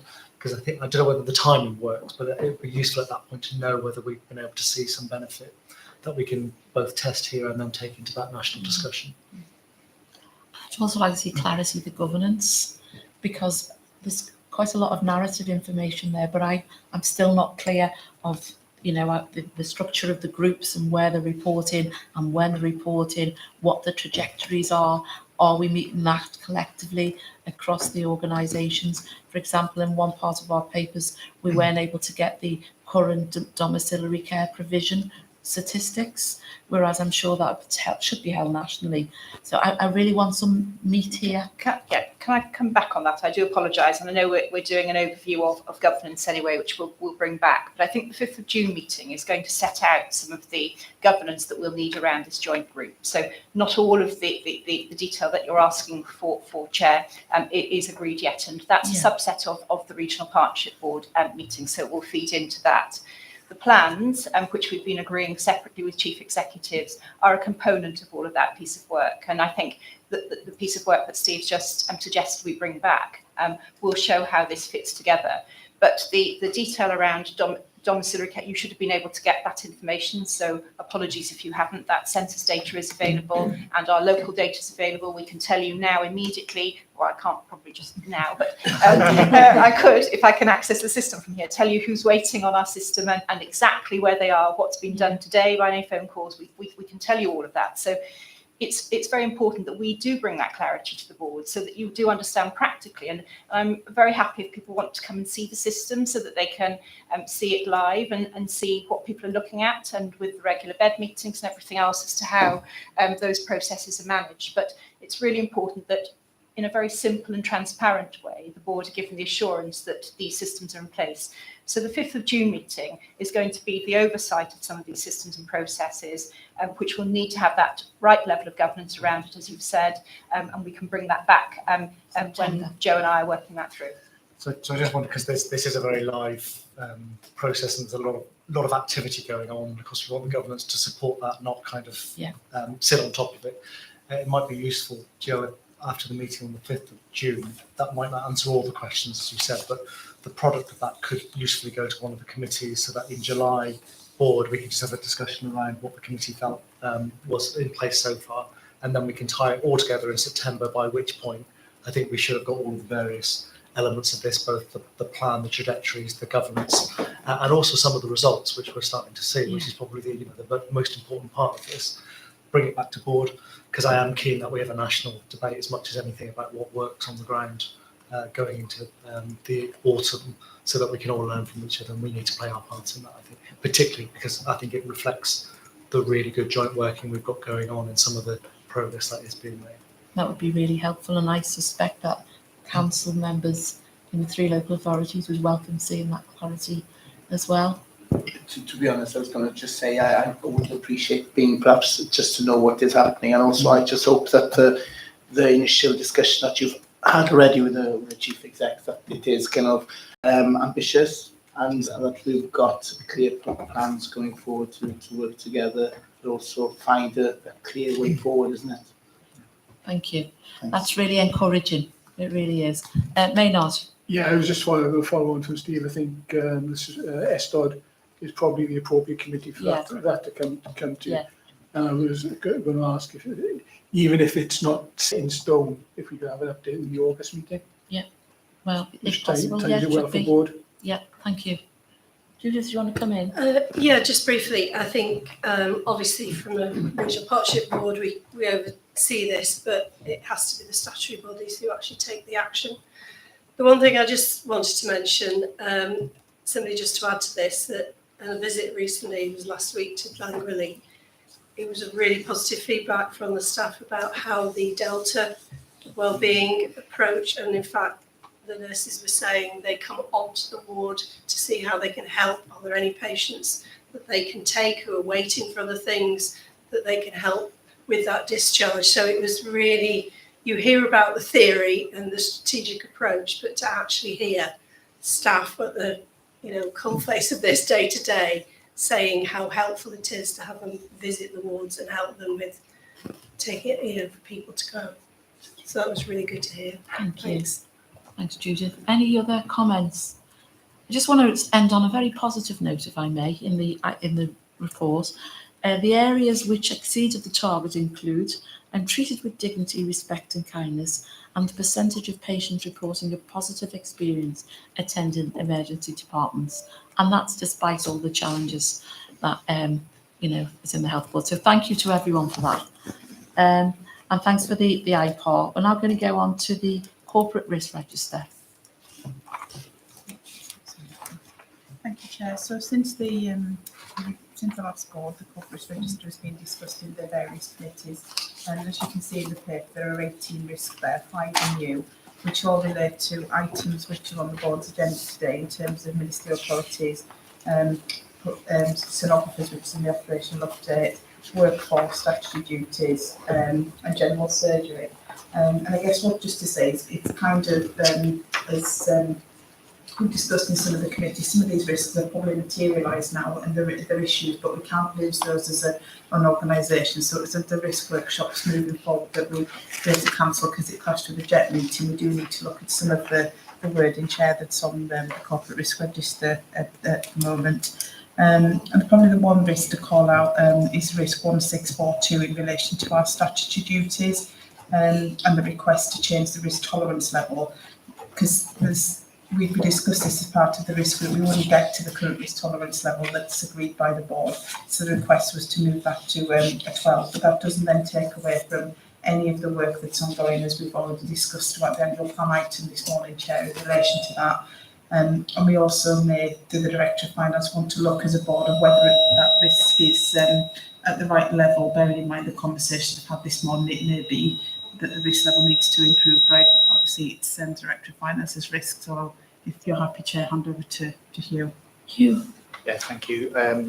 Yes, a couple of things, I guess. Firstly, a number of things have happened since the risk was initially determined, not least clarity that there will be no funding resetting for the year, and we've had clarity on the month one position now. So given the conversation today, we will be resetting the risk score on that and reviewing whether clearly the risk of us getting to break even is now very significant. So in terms of getting to break even, I don't see us getting there anytime soon, but the important risk for us to reflect on is the risk of delivering against our plan and the opportunity to improve on the plan. So we'll reflect on that through the next SRC.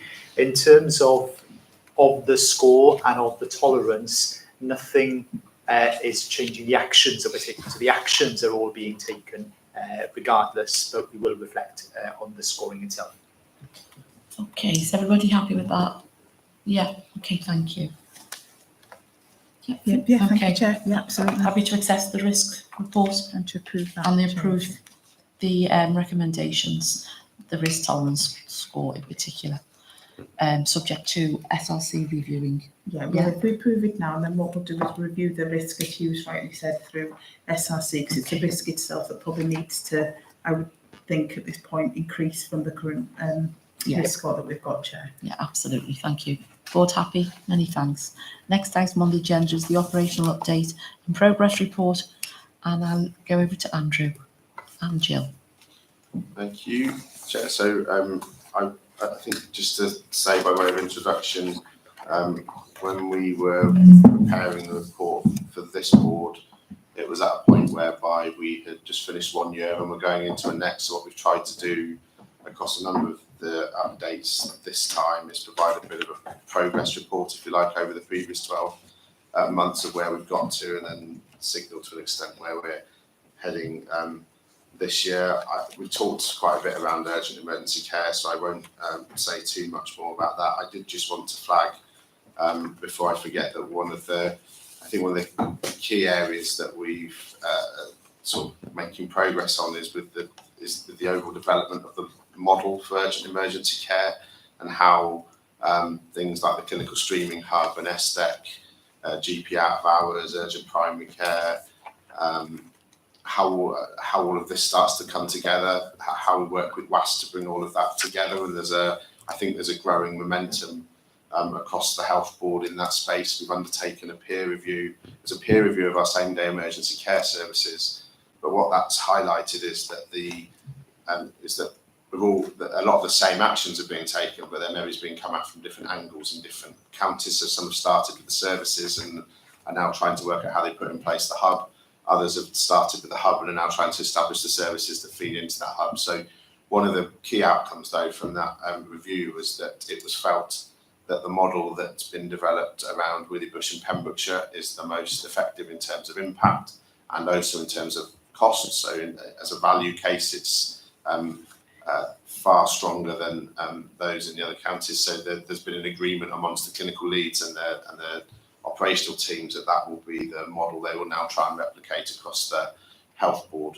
And I think there's, having met with Karen Brown, who's the clinical lead for acute medicine within the programme, I have indicated to Joe, and it was on the back actually of a conversation with Judith following the value-based healthcare presentations. I have indicated to Joe it'd be good to have a board seminar at some point in the future, whereby I can bring Karen and Paul Underwood along just to describe the work they've done. Because I think there's some really exciting things going on, and a really exciting thing happening in the next few weeks is we've got a rotation of advanced paramedic practitioners joining the service in Pembrokeshire, as part of their training who are going to rotate through that because of the exposure it will give them to acute practice, really. So there's some really positive stuff, and I think we sometimes lose that in some of the other conversation. But I think as well it'll help bring to life everything we're trying to do in the urgent emergency care space and how it will integrate. So we'll sort that out.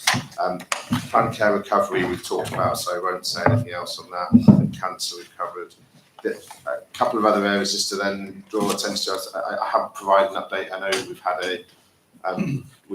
a risk on the corporate risk register for some time around radiology equipment. So I provided just an update there in terms of where we've got to with our radiology equipment replacement program over the last year, and we've been lucky in receiving £12.1 million worth of funding from Welsh Government, which, as you can see across all 4 sites, has made a significant impact on the availability and resilience of our radiology services. And I think the last thing, we've got the paper on the board today around the learning disabilities engagement process. So I'll wait for that item before we cover that. I think the only other thing I might suggest that we take a more detailed update, possibly to CRESECON, is that sonography position that we touched on in the corporate risk item as well, because that is a significant challenge for us at the moment in terms of vacancy and sickness, and in particular the risk around the time-sensitive obstetric scanning that we need to do, and the challenge in delivering that at the moment. So there is a control group that's been set up that's meeting weekly, that's been chaired by the general manager that's got the responsibility for radiology, and there are a number of short, medium and long-term actions being progressed, and we have requested support from neighbouring health boards that we're just awaiting a response to, but it might be something that would be worth doing, covering in more detail in possibly in Quality and Safety Committee. Okay. Many thanks, Andrew. Jill, do you want to comment? Just on a few items there, really, which I have added in. I think it's really important to note that we've now come out of the transition year for accelerated cluster development, and we're now into full implementation. A huge amount of work has been done, and it is, of course, nationally monitored in terms of all of the development around the professional collaboratives. There's still work ongoing on that, but we have to remember that clusters are the building block now of the sort of way in which we plan our community and primary care services. They feed into our integrated localities, and decisions are taken on service development and delivery through our PAN cluster planning group. So we need to be hearing more about that, I'm sure, going forward. In terms of Solver, I just wanted to thank everybody for the work which took place following our board. We had a few weeks just to make sure we had services and staff all two-paid over. So thank you very much to the workforce team for all of their support around that. Everything did go smoothly, and further engagement with our patients did take place in terms of the transition, supporting them in terms of accessing pharmacy services, and of course our commitment at the board to establish the working group. And thank you to Lee and the team as well for supporting that first meeting on the 25th of April. We've got clearly more work to do now around how we take that forward, but it's very much part of our wider development of our strategy. And I think the challenge for us going forward is how we continue to address some of the local issues that emerge in the context of a wider strategy without rushing to solutions too quickly. And that's always the danger, because we'll end up maintaining a problem for far longer than we need to, because we're not thinking broadly enough. But it's the importance of being able to keep dialogue going with our communities and working with them in terms of how we manage and support services going forward. But for now, things are certainly stable in terms of the work that we've done. And then finally, I did want to add some additional information around dental services, because it's very, very topical at the moment. And what you're able to see from the report is our position at the end of last year in terms of coming out of COVID and providing confidence to the board that we had met our pre-COVID levels as expected. And we're in line with Wales around some of the issues around access. So again, more work to do, because we've got to agree the end of year position with our dental contractors, and there's some challenges in terms of contract reform going forward. But we certainly have been able to improve the level of access available to our local population. Thank you, Jill. And I'm going to bring Ali as well. Thank you, Chair. It was just to provide an update on industrial action because we have been putting that in this report, but we haven't done that this time. But actually, the update from this week is that the unions have very recently balloted their members around the new pay award offer. All of the unions, with the exception of the Royal College of Nursing and the Society of Radiographers, have accepted the pay award. So collectively, there's been an acceptance of that offer. But the Health Board has received notification now from the Royal College of Nursing that they will be taking further strike action on the 6th and 7th of June. So the planning is underway around that. And as requested at a previous board meeting, we will be taking a lessons learned paper to the People, Organisation Development and Culture Committee in June. Thanks, Alison. Thank you. So open to questions. Judith. Yeah, thank you. First of all, just to thank Andrew for all the work on the SDAG. I think both Delith and I were at the value-based healthcare event, and it was really impressive. They're doing it with the Bush, so it's really good to hear that that's been taken forward. Just one thing which did come up is that I know they had a waiting list of GP registrars who wanted to join, and there seemed to be some issues around how that could be facilitated. So I just leave that not for a solution now, but I think that would be really help us to retain those GPs when they complete their training. And I really welcome the cluster plan. Huge amount of work gone into that. Only because I have this thing about ongoing. It would be great to see some timescales when it's next refreshed in the areas for this year which have got ongoing. So I guess an idea of when they're likely to be completed. But I think a huge amount of work gone into that. And Audit Wales are just completing their update review of primary care. I think, Jill, yours is the last health board meeting this week. Yes. I've had 2 meetings with them, but they hope to complete their report, which will be coming through, obviously, to ARAC at some point in the summer, I think. Yeah, it's due June, but I think there's still a bit of delay in getting some information, so it'll probably be August, Chair. Thank you. Thank you. Any other comments? Maynard. Yeah, a couple of short ones. First of all, we talked earlier about the recovery funding. Have we got any timescales on when we will hear about whether we're getting recovery funding? No, the short answer is no, Maynard. We have had an initial call this week that was just clarifying some points, I guess, that would enable them to make a decision. So I anticipate that given the priority the Minister's attached to seeing improvement in this area, that we would see a decision relatively quickly, but I haven't been given a timescale. Okay, thanks for that. Second one is on the systemic anti-cancer therapy treatment. Note that demand is increasing. Is our capacity to deliver that treatment increasing, or will we see an increasing backlog in this area? No, I think, thanks for the question again. I think in terms of that's an area that we have seen, it's one of the areas, as I said earlier, that we're delivering higher levels of activity than we've ever delivered before. We're planning to do that through the year, and in fact, some of the drug costs around that activity are part of the operational drivers in the financial report in month 1. So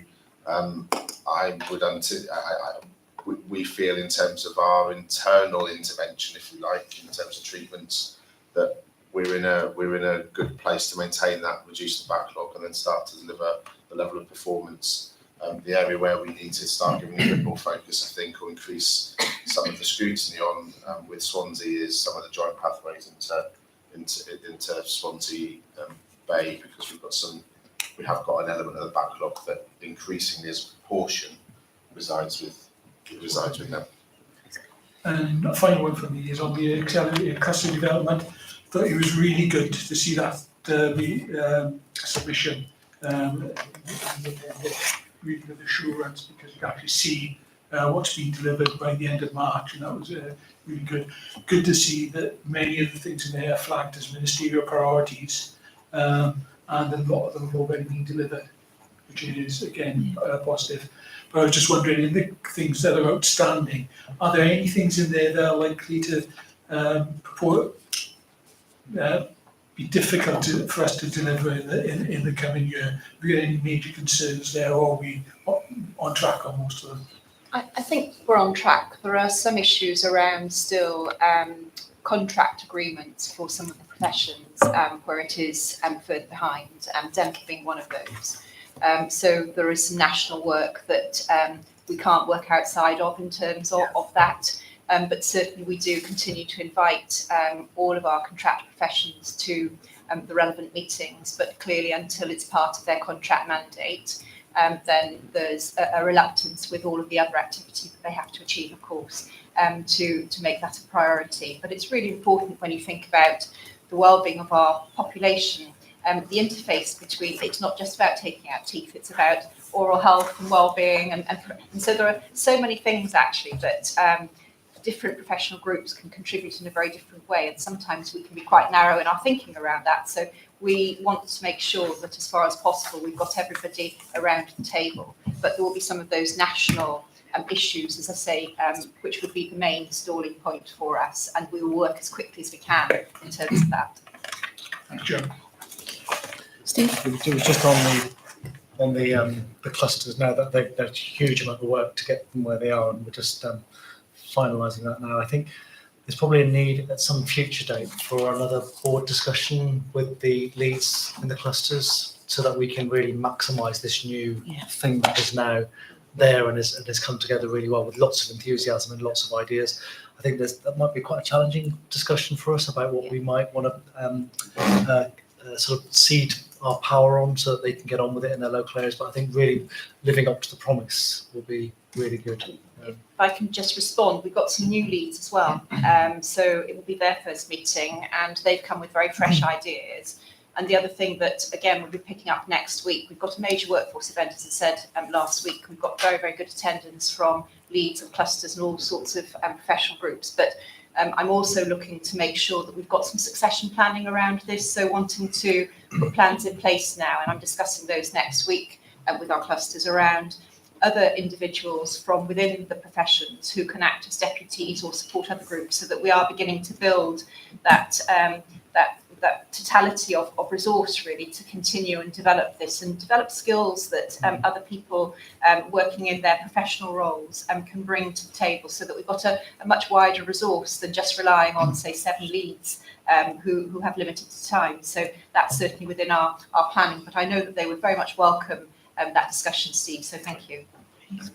And I think that really fits in with the transformation agenda and listening to those ideas and working together to see if we can enable them to happen. I think this is a really, really good report in the clarity and the information from across the services. It's grown from the beginning, you know, and it's, as we just saying with Steve, it's just got more meat on the bone than the simple, not simple, but from the, excuse me, Hugh, the IPAR. And it's, I'm frightened to say, you know, some things in there, but because when you leave people out, it's, but people have talked about a lot, but seeing the impact of some of the urgent and emergency care initiatives in the data as well.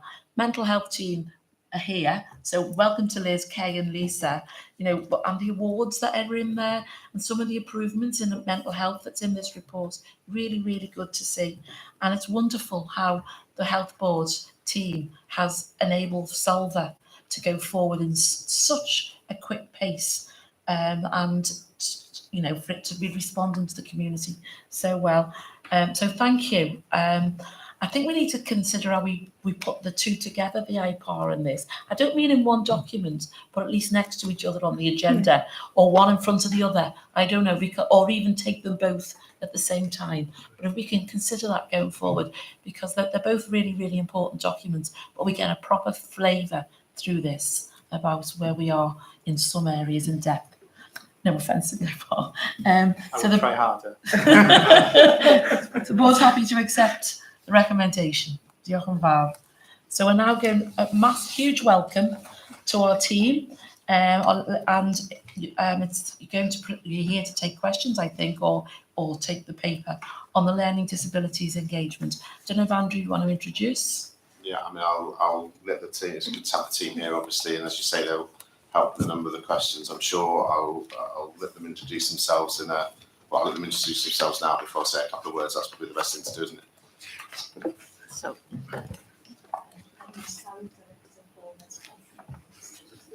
Can't hear you. Sorry. So Liz Carroll, Director of Mental Health and Learning Disabilities at Cyfarfod. Lisa Bassett-Gravel, Head of Service for Adult Mental Health Inpatient Wards and Learning Disabilities. Afternoon, Kay Isaacs, Assistant Director of Mental Health and Learning Disabilities. Thank you.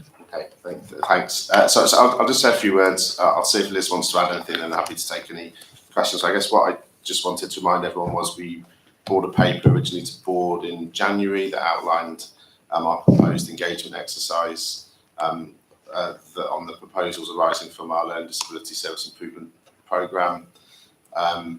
Following board, I think it's worth recording that after board we had further conversations with patient representatives and stakeholders and decided to extend the initial engagement period that we'd outlined to give more chance for people to engage and for us to capture a greater number of responses and views on what was being proposed. I think we've had a really good response to that engagement process in terms of the volume and number of responses we've had, and overall the responses are in support of the preferred option that we put forward. We recognise that in taking that forward, we've still got a commitment to engage and work with patients and their carers and stakeholders and patient representatives in terms of how we implement those and take that forward. But I think overall we're reasonably happy with how that process has been conducted, and certainly we've had a letter of support in the last week from Slice as well, who obviously engaged as the CHC before, but now Slice confirming their support for that preferred model as well as we presented. So I'll see if Liz and the team want to add anything, but then I'm sure we're happy to take any questions members might have. Thank you. Yes. Thank you, Andrew. So you've covered a couple of points that I was going to make initially to introduce the paper. I think the other thing to add as well is during the engagement we were supported as a sort of critical friend really in terms of the input and advice of the Public Health Wings, 1,000 Lives Improvement Team, and they're keen to support us, if we get it from when we get into the implementation phase as well. So let's have a look to cover bits that you have covered. So we've presented the outcomes of the engagement activity on over a number of pages within the report. And as you say, we're really pleased with the level of engagement we've had, and I think that was due to us using a range of options for people to engage, which was really helpful. And thanks to colleagues really in communications, because there was assistance with that in terms of how that was done through the in terms of reaching out to the public around some of this really. And as Andrew mentions, the consensus was for option 2, which is to manage in the future the learning disability admissions through the adult inpatient pathway. Additionally, I think we were also keen to use the engagement as an opportunity to capture perceived views in relation to the service and some of the gaps in provision that people might have felt was there. And it was, as we were having that conversation with the public and through the engagement process, there's a list of concerns that we've picked up and we can address going forward in terms of how we meet those or respond to those in some instances, because I think some of them do require a response. And we detail the concerns and issues raised within the engagement process, because this is a transparent process with the public, and we're really keen to hear what people's experience of the service is. And we have had the letter from Slice acknowledging the consensus view around option 2, but equally pointing out areas that they wanted to highlight as recommendations going forward. And I think one of the ones of greatest value within that is to gather the patient views and experience of a newly developed service, because we need to keep an eye on that to make sure that it is continuing and fulfilling people's needs and requirements. So the paper does outline our plans for the next steps on the basis of whether its approval of this is laid out in the recommendation section of the report. We've been offered further input, as I said, from Public Health Wales, and also there's been a conversation with Welsh Government with regards to any support around launching the engagement, the outcomes and any new service model. So at that point, I'm going to pause. If there's any questions, I don't know if there's anything colleagues would like to add. No, I think that was a clear outline, so Thank you. And just so you know, every board member's had a copy of the CLICE letter, so we are aware of the issues that they've raised. Thank you. I've just got one question. The patient experience, if the model does go forward as recommended, you said was probably the most important thing in the letter. Would you expect that to be reported via the patient experience report to board in 6 months, 12 months? So prior to today, and having received the letter, we've already been in touch with colleagues. So I would expect that to come through the formal health board mechanisms, really, so that that report is available through that route. Yeah. Okay, thank you. And timescale 6, 12? So at the, I think within the paper we've addressed a sort of 3-month sort of period now, and then we'd be looking at envisaging quarter 3, quarter 4 to be starting to deliver and look through the implementation. Okay, thank you. Anne. Thank you very much. In table 3, you've got the service user, the parents, and the Sorry. organisations. Go on, Michael. That's it. Yeah. Thank you. Sorry. In table 3, you've got and that's page 7, you've got the service users, the parents, the partner organisations going for the option. Can you give an idea why the staff didn't go for that option? So yeah, we in preparing for today, we've obviously met to consider some of the issues or some of the questions that might arise. And we've got 164 whole-time equivalent staff, and 42 of whom, responded in writing. But there was wider staff engagement in terms of some facilitated staff sessions, which we were supported with Public Health Wales over. My belief is that staff are more likely than other stakeholders to be resistant to service changes, and it's interesting that that number is quite small, because that might suggest that there's a smaller amount of resistance to this within the staff, because we've been working with them over a number of years, knowing that the current model hasn't been sustainable. So I think that there's been lots of ongoing conversations over the last couple of years with our staff in terms of T-Brin having to be closed and staff having to be temporarily redeployed. So I think it's been a bit of an ongoing conversation. Okay, thank you very much. And then Judith.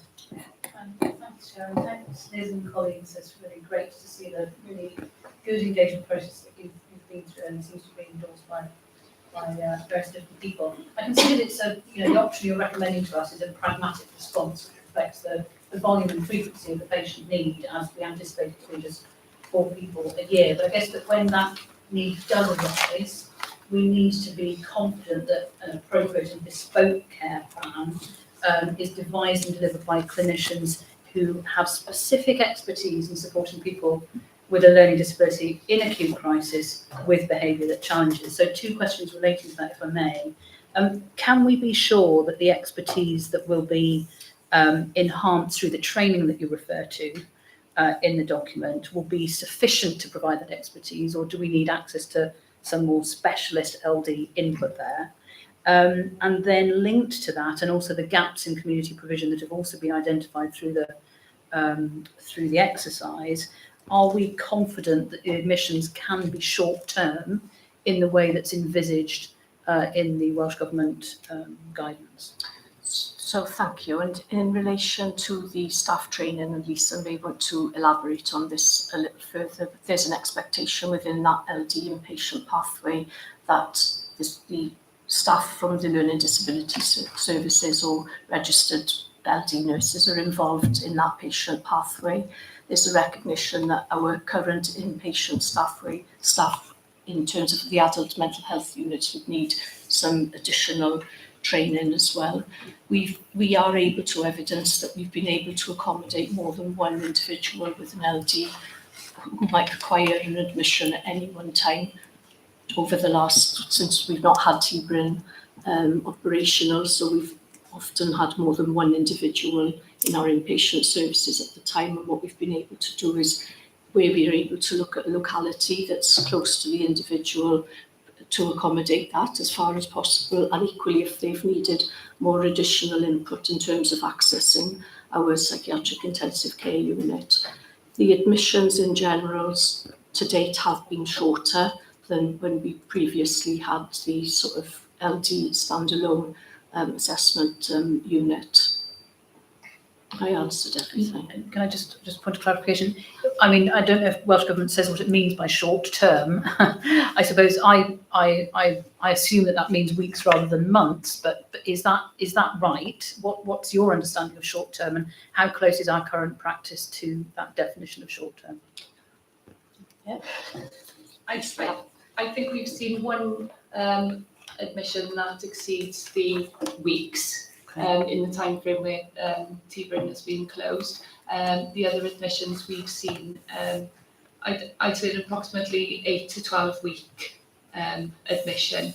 And in relation to specialist LD input, then we've close links with the CTLD staff, the staff that know the person best, who are very involved in reaching and certainly developing and driving the care plan, and there's been increased learning disability awareness and knowledge then across the mental health staffing group. Right, thank you. I think, Chair, given the quality and safety implications of proceeding with this, it would be really helpful if my committee could be involved in the oversight of its implementation. Thank you. Yeah. Judith. Yeah, thank you. Thank you for the paper and all the information. And I think this is a major step forward in terms of the provision of services for our people in our community with LD. I was really interested in the low number of responses from our partner organisations, which I think is a concern. And also when I look at the gaps which have been identified by service users, relatives and families, there's a number of these that relate to services provided by local authority, which is not the health board's responsibility. So I just wonder, because it didn't sort of come out in this, is where is the ongoing engagement and involvement of our local authority partners in taking this forward? Because if we don't get things right in the communities, like a lot of the other discussions we've had, if we don't address that and support people in their homes and in the communities to live their own lives, then they will potentially come into an inpatient setting. And I know with some cases that may always happen, but the vast majority don't need to be within hospital. But I'm not seeing any detail in here, and maybe that is something that would need to come again. So the plans have been shared over a number of years as they've developed through the Regional Improving Lives and Partnership Group. So I think that, well, I know they're, aware of the proposed changes. We also share the updates in relation to LD through the Local Mental Health Partnership Board, and indeed we had a meeting this week, and I think if it had been next week we would have been taking this paper there ahead of this service. One of the areas of concern that came out was in relation to lack of reduction in day services, so we've emailed each of the LAs and had quite positive update from them in relation to, because a lot of those services did get stood down over during COVID, and they're looking at how they re-provide, and in some instances are re-providing some of those. So I think in terms of the concerns elements within this paper, I would suggest that they are shared in that regional group so that there's an oversight, and we share that information around the concerns with the partner organisations. Yeah, sorry. Mine's a slightly separate point, but actually fits in with that. And I almost want to take us back a little bit, because we're talking very much about adults with learning disability. But one of the areas I know we need to get right is around transition. And we've done quite a lot of work around that, so it certainly has improved. But I do think that by getting some of the transition stage right and continuing to work with families and individuals at that very early age, it will set us into a better position really in terms of the ongoing needs and trying to manage sort of areas of risk and escalation as individuals get older, because they are often within their families for a very long time, with often older parents looking after individuals with quite challenging needs. But we know that we work closely with local authorities probably up until age 24, I think, when we've got education, it's tripartite funded. But beyond that, I think around that transition, we need to make sure we get that right, and hopefully it means that your plans that you're proposing now will be more successful as well if we can work back a little bit on some of those issues. So I guess in option 2, we get the opportunity to strengthen a more community-based responsive model of care, which should allow the CTLDs to free them up from some of that sort of more crisis type work to be able to support those transitions at an earlier stage, because you're right, oftentimes they are later, they're not in, as an adult, oftentimes at 18, whatever, they tend to be, at the age that you've suggested around there. So I think this does give us that ability to strengthen and be more responsive within the community, because if we can, we'd want to support people in their current placement or in their current environment rather than bring them into hospital, because that would probably have far better outcomes. But this resource would allow us to do that, and then that gives the CTLDs a refocus in terms of the areas of work where they would prioritise. Thank you. Okay, thank you. I'm going to bring Andrew in now. It was just a quick reflection as we've been talking. I'll have a chat with my colleagues Jill and Phil after the meeting, but I'm just wondering whether there's a role for the Integrated Executive Group actually in terms of feeding some of this information and feedback into that discussion and thinking about how as a collective we're committed to moving forward and progressing some of these issues, because it's probably something we don't focus on that much. I just think it's not something that feels like it hits the agenda a lot in the context of everything else we're discussing. So I'll give that some thought outside, because that might be a route. Great. If you could have that conversation outside, and then if all that could be fed into the Quality and Safety Committee, who will be scrutinising the implementation. It can include transition and partnership working based on the discussion today. So on the basis of that, is the board happy to approve option 2, which is to integrate learning disability inpatient services with adult mental health inpatient services, approve the 3-month co-production period to enable robust operational processes and procedures to be developed for community and inpatient services, and approve the OCP to consult with staff and trade union colleagues on the service changes, and approve that this is scrutinised by the Quality and Safety Committee based on the discussions that we've just had in the early stages. Yeah. On behalf of the board, thank you. Thank you for coming in person as well. It makes such a difference, honestly.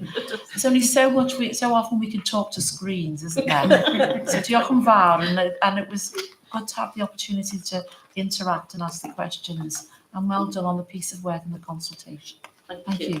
Thank you all. So we're going to go on to the next item on the agenda, which is the Clinical Services Plan update. That's over to Lee and Andrew. Thank you, Chair. Yes, board members are obviously familiar with this scope of work now, and we've brought it to previous board meetings for updates, and it is being taken regularly into the SDOD committee as well. So the 3 main components to the paper, firstly an update on the programme itself and the governance we're proposing around that. And one thing within that to just bring the board's attention is we're intending to, the first phase will be very much an issues, look at the issues within each of those services, so we understand what the problems and challenges are that we're trying to address before moving into solutions. So one thing we do want board support for today is that we extend our the use of consultant support on that work. The second section is update on the urgent emergency paediatrics work in particular, specifically the I'm pleased to confirm that we will be commencing the consultation on that from tomorrow. The details of that consultation documentation have been shared now with members. Apologies, it was later than intended. And then the final section is on the emergency general surgery update, which is describing the position since the changes we made at the March board meeting. So I think I'll hand over to Andrew to provide us with some further detail on that, if that's okay. But I won't cover anything more, just move to questions. That's great. Thanks, Lee. Andrew. Yeah, so just briefly, as indicated in the discussion in March, we found ourselves in a place on the 1st of May where we had to implement the change that we proposed and had discussed at our March board meeting. That's been running since the 1st of May until now. We've had the transfer of one patient last weekend to Glangwilly from Withybush. You'll recall that in the paper we brought in March, we thought there might be up to 3 a week. So we've had 1 in the month so far. So that's encouraging in terms of some of the patient impact.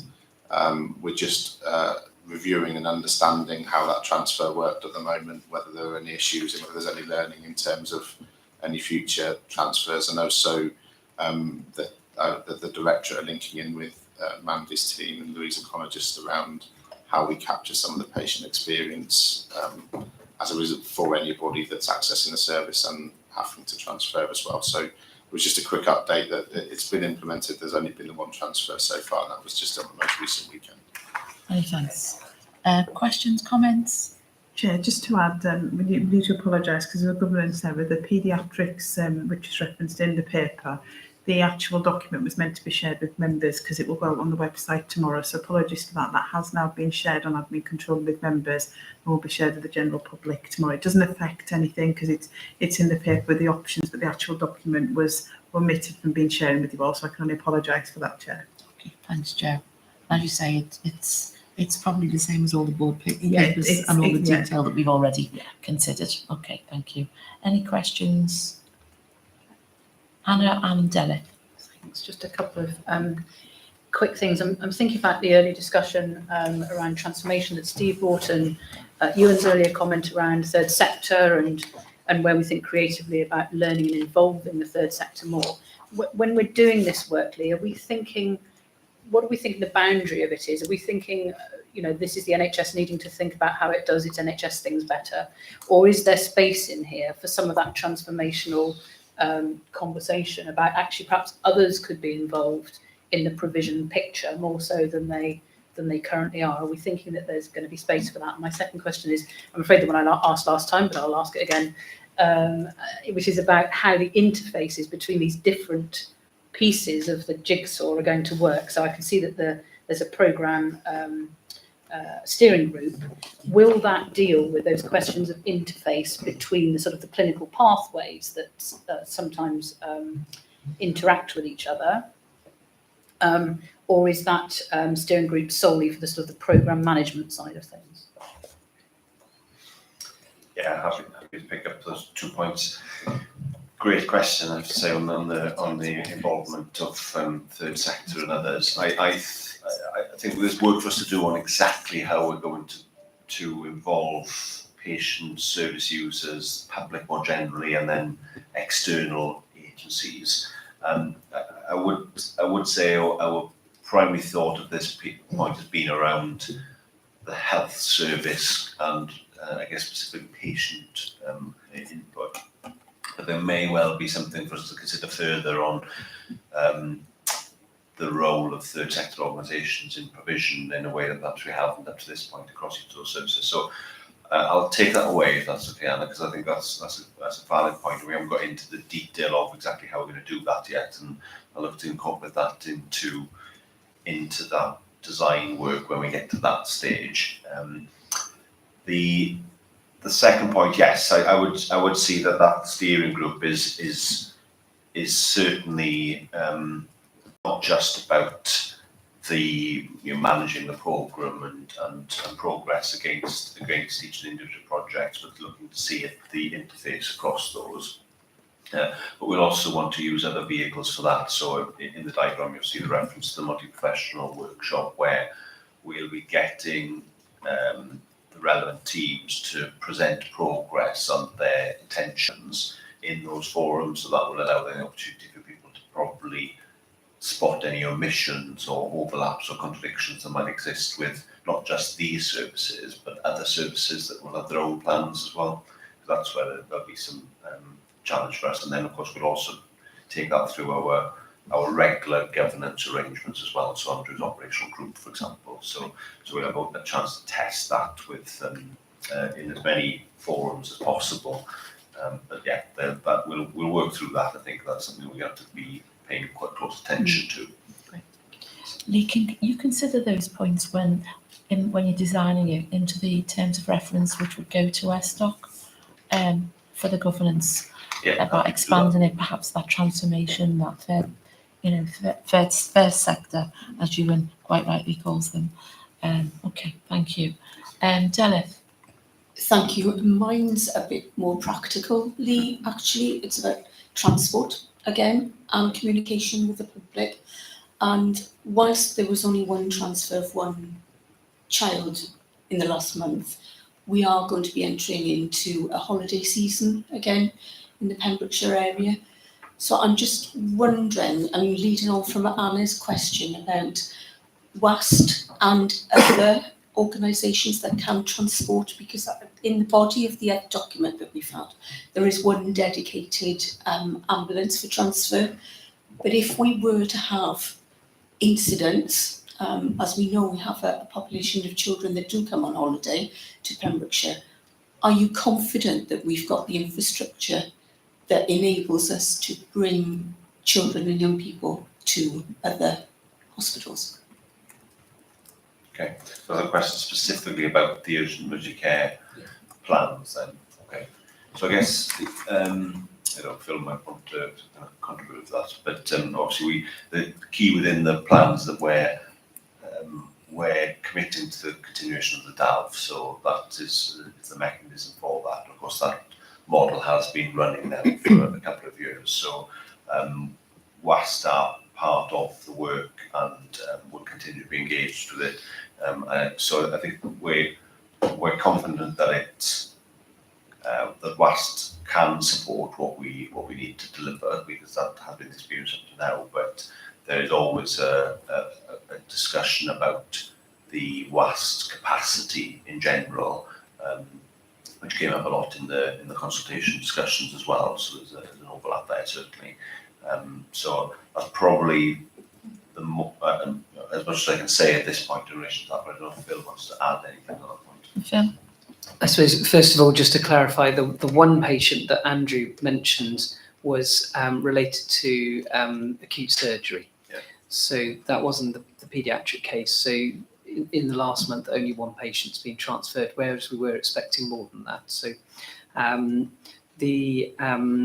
in terms of paediatrics, I think Lee's mostly covered it in the sense that this model has been running for some time now, and WAST a key partner in that. But we do keep monitoring how many children are transferred. So the directorate team has oversight of that and the outcomes of patients. And I suppose anecdotally speaking to the A&E staff last week, they felt that the ability to transfer children to Glangwili has improved since we've made the change.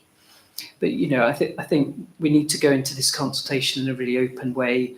There are three options there, and we need to listen sincerely to the public. Thank you. One question in relation to the consultants being brought in, and you specify the services. Why isn't primary care included in that list? Simply because, so Jill and I were having a conversation this week. I think we're running to a different timeline and a different process with primary care, because I think it's going to be a more fundamental review of primary care. So we will want to do the same thing in a similar fashion, but it's probably going to be running to a different timeline. So we'll bring that back to board. Okay, thank you. So on that basis, is the board happy to accept the recommendations as set out? Thank you very much. Next paper is LTA values and process for 23-24, and that's Hugh. Diolch, Cadeirydd. I'll keep this very brief. It's in many ways an administrative paper to provide delegation to the Chief Executive to allow sign-off of LTAs, but just to provide a little bit of context to this and the process by which we are undertaking the LTA approval this year has been agreed through the Directors of Finance Group across Wales. So it's been subject to scrutiny there. There's two principles here, I guess. One of not destabilising providers, but also balancing that with the need to incentivise recovery. So the tolerance on underperformance against the contract has been reduced from 10% to 5%, meaning if providers underperform, we will, as a commissioner, receive a benefit from that if they underperform by more than 5%. Now that is in essence to balance that need of minimising volatility and incentivising recovery, and the uplift in cost that's been inherent within these has been limited to 1.5%, recognising that any pay awards will then need to flow as well, and any changes that have been put through as part of investment decisions are those that have already been agreed and signed off by the board. Okay, thank you. And I understand this has already been scrutinised by the Sustainable Resources Committee. Maynard? Yeah, on that note, I know these things had to be, but I know they want to raise the issue of whether that 1.5% that's been applied is sufficient. I know we talked about it at SRC, but just to have his concerns on the record. Okay. Chair, I guess the sufficiency of it is going to be an issue for those who are net providers. But that is capped for us for this year, and it may end up causing us a challenge next year, but it does manage our risk on the cost side this year. Okay, thank you. Is the board happy to approve the contract values ahead of the signature by the Chief Executive? Thank you. We now go into the business case for radiology informatics system procurement programme, otherwise known as RISP, which has also been scrutinised by the Sustainable Resources Committee. Andrew, do you want to? I think Hugh's taking this, Chair. Sorry, Hugh. Over to you. Yes, happy to take the paper. Thank you, Chair. It is a complex paper and has been subject to scrutiny through the Sustainable Resources Committee. Essentially, this is replacing a number of systems that we are currently using and provides an end-to-end radiology supporting system. So it replaces PACS and the radiology informatics system. It also incorporates a patient dose management system and electronic test requesting to close the loop between test requesting and results coming back to clinicians. So it provides a far more robust overarching case than the systems we currently are using. I do want to reference that the paper that we have in front of us today doesn't have the full financials within it, because they have been deliberately excluded because of commercial sensitivity, and they will be available for board members in committee to discuss. And once at an appropriate time in the commercial negotiations, we'll be able to bring those then back into the public domain. The process by which we'll be engaging with industry is through a competitive dialogue process, because not all of the elements are clear as yet and need to be developed and understood in line with our supply chain partners. And in terms of the overarching financial requirement, there is a capital requirement as part of this of around 26 million. That is subject to Welsh Government decision making. There is across Wales a non-recurrent revenue requirement in terms of the implementation of 4.3 million, of which funding from Welsh Government is being sought for 2.1 million, leaving 2.2 across health boards. That's something that we will need to work through. There is no guarantee at this stage that Welsh Government are in a position to fund that, and if not, we will need to reach a different conclusion across Wales, but we'll have to do that in conjunction with other health boards. And mainly that covers some double running costs and challenges over 24-25 and 25-26. The timetable is very tight, and there are a number of issues that need to be addressed and resolved, not least with the legacy systems we have. Another challenge that we will have is that some of the equipment we have on our smaller sites will need to be replaced in due course. We're having conversations with Welsh Government through the capital route, and it may need us to think about other funding solutions for equipment that is on our community sites to make sure that it can fully utilise the benefit of the new system. So a lot of work that we need to do. Specifically for us in Hywel Dda, there's another issue with our legacy PACS system for mammography images, partly because of some of the data quality issues we have there. We need to do some local work to make sure we're ready to put that data into the new system as it is implemented. The benefits are quite significant. They're transformational across the system. It is a system that needs replacing, not least because of the requirement to keep up to date with cybersecurity challenges and issues, and the equipment that we're currently using, the systems that we're currently using are quite outdated. So it does need to be upgraded. The challenge is an affordability one across Wales, and there is further work that is being done in that space. So, Chair, the request would be to note the challenges that we've got on funding across Wales, but I do need to secure the board's approval to this case. Thank you, Hugh. I'm going to bring in Steve. Yeah, just a couple of things. The board is probably aware that I'm the imaging CEO lead for Wales, so I've been seeing this from a national perspective. Just to say, firstly, the amount of clinical support for this is really quite significant. The clinicians across Wales are really keen to get this done. As Hugh alluded to, quite a lot of relatively old systems that they're currently dealing with. This will bring it all together. So I think a real benefit from that point of view. I do think in terms of the benefit realisation, however, there's probably more we can do to drive that, to get that number to an even bigger place, because I do think it creates a whole range of possibilities that we haven't had previously. And of course, Wales generally has had to send a lot of its images overseas or out of Wales previously, so there's a big opportunity to repatriate and secure that funding. The only thing I think it might just be worth tweaking the recommendation based on discussions we had at the beginning of the week. I think all health boards are having the same discussion this week, which is the board to approve the business case subject to the Welsh Government capital becoming available, just so that we're clear that that caveat is in there, because that is a key risk at the moment. Should it also include subject to all boards agreeing? Or we just say subject to Welsh Government? I think probably it would only need to be the Welsh Government support. That would be the only reason why it wouldn't go ahead. Okay. Are the board happy to go forward on that basis? Yeah, okay, many thanks. Going to the annual reports now. And I hate reminding members of this because they're all important, but we have read them. So over to you, Mandy, on the Nurse Staffing Levels Act annual report. Yeah, don't worry, I will not be taking you through every page of the data that is contained within this report. So it's just to remind board members and others that it is a requirement that I bring an annual report to the board. I think the couple of things I do want to call out, this only relates to 25B areas. Those are acute, adult, medical, surgical, medical and surgical wards, and of course the introduction of the paediatric inpatient wards as well.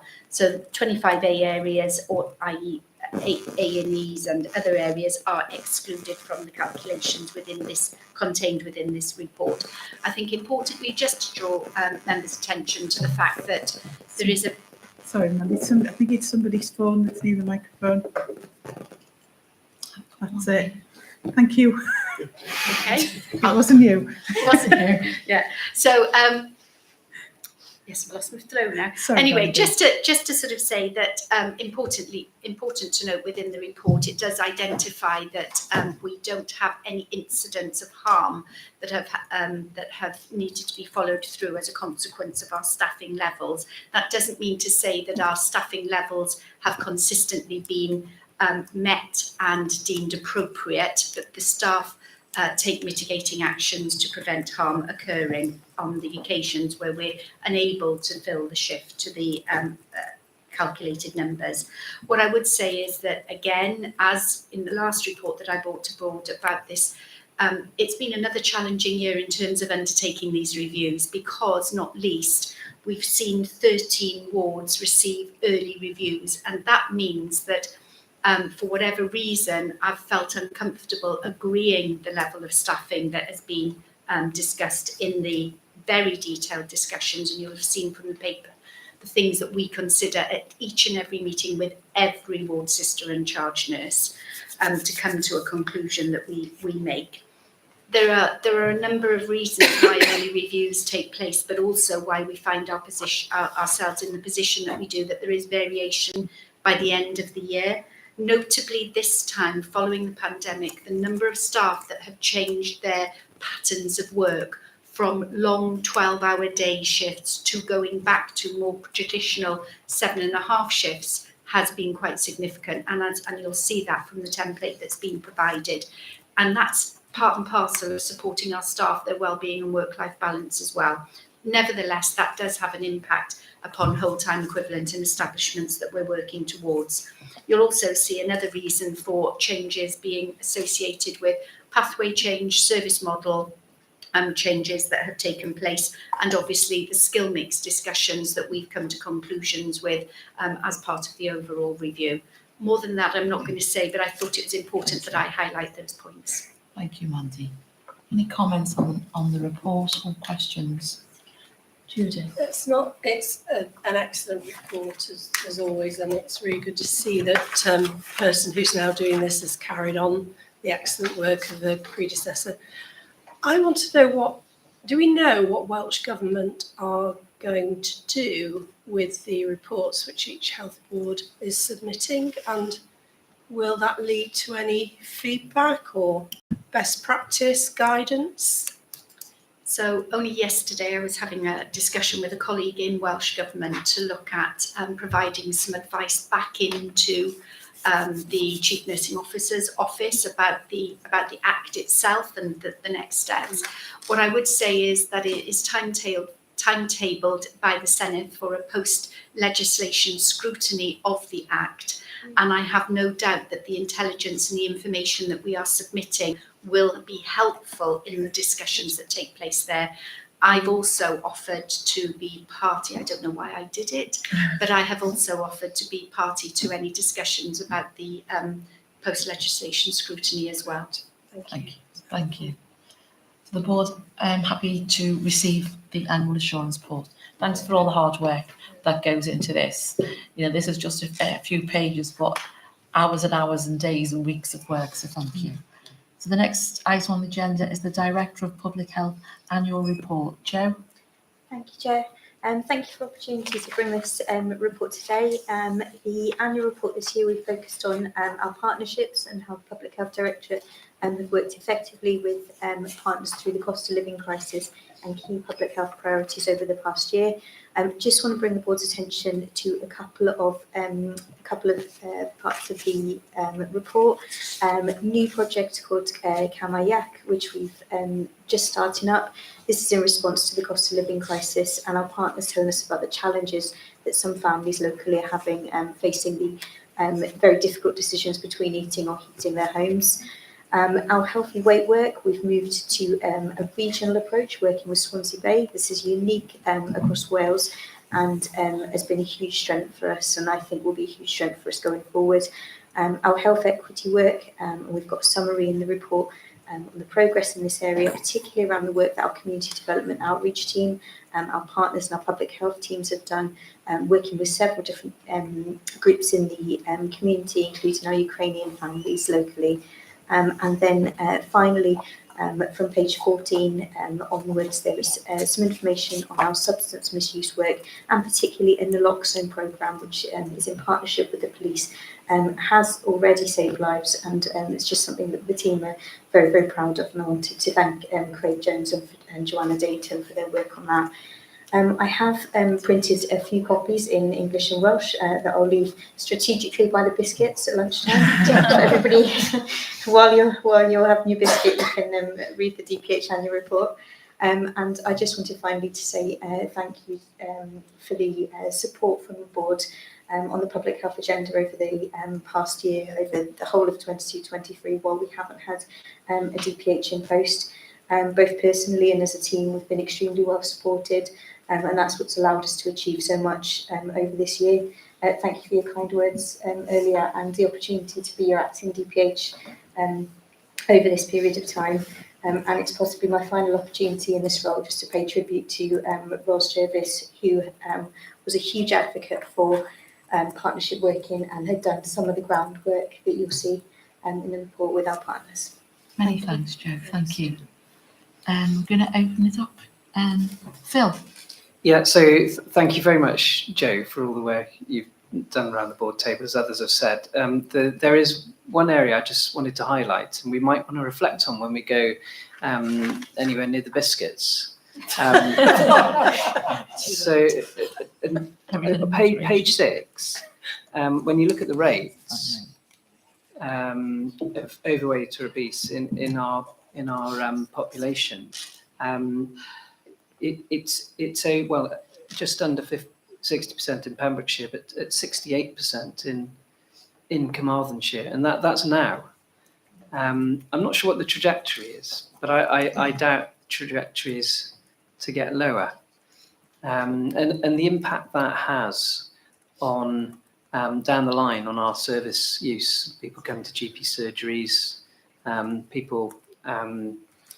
people's response to treatment generally is really significant. I mean, it's set out there in the papers. So 68% in Carmarthenshire. I mean, that's a big proportion. And my thinking really is, so when we go back to the discussion we had about where we put our investments and sticking with the ministerial priorities, of course, if we were looking in direct terms, we stop all of this. We wouldn't be making any efforts to tackle this issue. But indirectly, this has a huge impact on our services. So I just think it's tricky for the public health team to get the limelight on this and to really nail just how important some of this work is.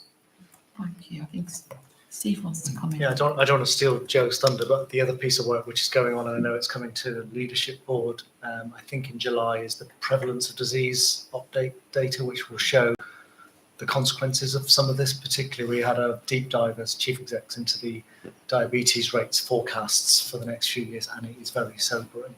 I think we are, as a chief executive community, very keen that we have a debate at leadership board with Welsh Government about essentially the need to balance our responses in the short term to dealing with some of these things that we know are coming, and we need to do stuff today. So I think that's very much on the minds, I think, of the health boards and other organisations across Wales. I think Jo wants to come in. I'll just come back in on both points, really. I think there's been a recognition over the past couple of years, especially from Public Health Wales, that obesity is so complex, and actually we can't keep trying to tackle it in the same way that we always have, and that's led to this whole system approach the Public Health Wales have been leading on, and that's what I alluded to when I said we've got a regional approach with Swansea Bay in that space.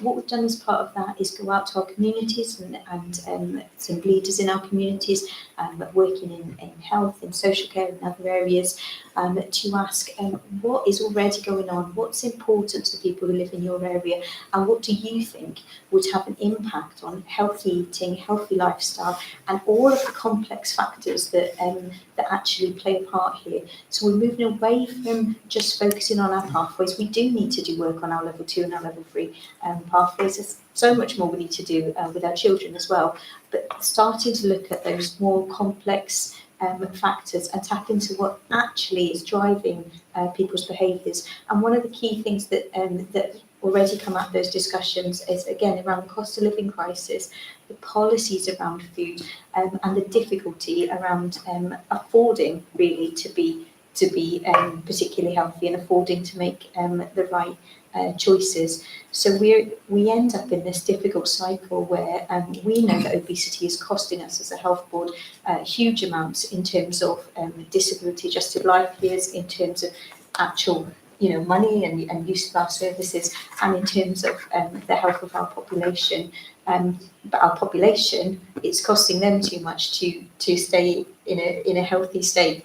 So I think that whole systems approach and that different way of working will see us make significant progress. And I hope that those figures that we've just talked about are the peak. And I hope that now we will see things coming down. But it's good to see the tide turn a little bit in terms of the thinking around obesity. Yeah. But which I think is great work. One thing I think also we need to really think about is the fact we've got over 12,000 staff and the impact that they would have within their communities and therefore our leadership role within that. I know that's something the public health team locally have been really keen on, that we how we encourage healthy lifestyles and make it easier to have a healthy lifestyle for people who work for us. So I think that might be part of the route to have an impact on this. Thank you. Can you give some consideration as well, because we have the IPAR, we have the operational updates, we've got the ministerial priorities, but where we actually see some of the detail in that particular field and the change of thinking and the trajectories as we would in any other field, but it's so massive in prevention, isn't it? Any other comments, Rodri? Yeah, well, I'm just looking at that table and Phil highlighted us regarding the children and the adults. It is worrying, isn't it? And there's a 10% difference between one county and the other in children, but then there's also a 5% differential in the counties for adults. And I'm just thinking we need to know the story behind that. Are there less? And also, what are we talking about when we talk about figures, when it comes to percentages? Are there less children in Pembrokeshire? Are there more perhaps retired people in Pembrokeshire? That's why, and there's a lot of other differences. But I think, Steve, if you're saying there's another piece of work coming, I think it'd be interesting for us as a board to look at it in whatever committee and just to get more meat on the bone, as you say, and just understand the statistics. Because I know Welsh Government are throwing money at Welsh local authorities to try and get children to be active. And I'm just wondering, is it happening in the 3 local authorities, or are some local authorities more proactive than others? Just those little things, yeah. And, No, absolutely. I think you're right. I think there's a difference in terms of the work that the local authorities are doing and the focuses. There's also a huge, this all comes back down to our inequalities agenda as well. There is a huge link between those living in the most difficult areas to live in and struggling the most with money and our rates of obesity. So I think there's a lot of work to be done, but certainly digging down into the detail about why we're seeing those differences is really important, and whether this is being driven by a few different areas, a few different communities, or whether actually we've got more of a broad problem is, I think, a next step that we need to take, and I hope that this whole systems approach and the new kind of way of working around obesity and the new focus on it will give us that opportunity. And as you say, Joe, it fits in with the inequalities work that you brought to board seminar, the last one. So if you're in the handover meeting with the team and the new director, I wonder if you could feed in the board's view in that area. Absolutely. And we want to be cited on it as well, because once you're cited at a board, it kind of goes up the priorities. Okay, well, thank you so much for the annual report. It's a lovely, clear document as well, and it's some of the things in there are amazing. And all the very best in your new challenge. Thank you very much. You're welcome. So the next item on the agenda is Sustainable Resources Committee. As I say, we've read it and it's over. Maynard kindly stepped in as Vice Chair. Is there anything you wish to bring to our attention, Maynard? I think from my perspective, there are 2 things. One that I know Winston constantly raises is the challenge of savings. You be able to sort of say, but tucked in right at the bottom. Sorry. Right at the bottom is positive assurance received from the continued performance of the clinical coding and expansion into emergency department coding. Can't emphasise that one enough. Our team have done a brilliant job. We've gone from being really low figures to being virtually the best in Wales for the last 18 months. And send it into the AE department, gives us better information to manage our services. Yeah, that's great, thank you. The board, thanks very much for that. The board happy to endorse the committee's annual report, and the risk tolerance risk is going to be reconsidered. Yeah, we've approved that. The endorsement, Chair, it will be at the July board, so that shouldn't have been in the paper there, because all the year-end reports will come in on suite. That's great. Yeah. Thank you, Chair. And the next item, again over to you, Maydart, is SDOC. Yeah, I'm not going to say anything here except to the rack planks. That's an ongoing situation that we're going to need to monitor. And to take the opportunity to say my personal thanks to Joe for some very interesting SDOD meetings with some really good papers and really good discussions at SDOD. So thanks, Joe. Great, thank you. And we've got the rack plans in health and safety as well, haven't we? In Yeah. more detail. Any questions on this? Board happy to accept it. Many thanks. Then the next item on the agenda is People Committee. Yes, thank you, Chair. And again, I'm making an assumption that everybody has read read the paper, but just to bring to the attention of the board that we're asking the board to endorse the terms of reference, and also to note that at the next board meeting, we will be bringing our annual report to that particular board. But I just wanted to comment on the fact that there's been a lot of work that's been done as part and parcel of the People's Committee, because it is a newly established committee, and the quality of the papers that come to the board, to the committee, are such that it allows us to be able to ask the relevant questions and also to challenge and to review as we go along. So I think it's thanks to Lisa and her team for doing such a good job. Thank you. Thanks, Chantel. And I can't understand life without a People Committee now. So thank you. The board happy to endorse the terms of reference, and we'd like to see the annual report at the July meeting. Many thanks. Then health and safety. Yes, thank you, Chair. The report's there, and as already mentioned on page 1 of the report, we have had a new risk assigned, which is that related to RARC. And the work is ongoing in Withy Bush, which is being linked into the fire precautions work to enable that assessment to take place. So we will be keeping that under review and monitoring the progress. In terms of the risks and key issues, which are down on page 5, you'll see there's 2 actions that we've taken. One very important relating to violence and aggression towards staff, and improving the messaging that goes out to members of our public. Also, we will be looking at the issue in Tregaron that is there, and as I've already said, we will keep the RARC issue under review. And you'll see then the areas that we will be considering in our next meeting. Happy to take questions. Thanks, Judith. Any questions? Okay, and I will keep size board on the RAC issue.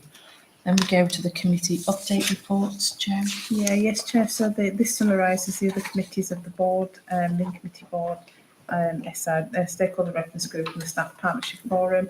The matters are highlighted in the report for members, but we do need to ratify the terms of reference for the Stakeholder Reference Group.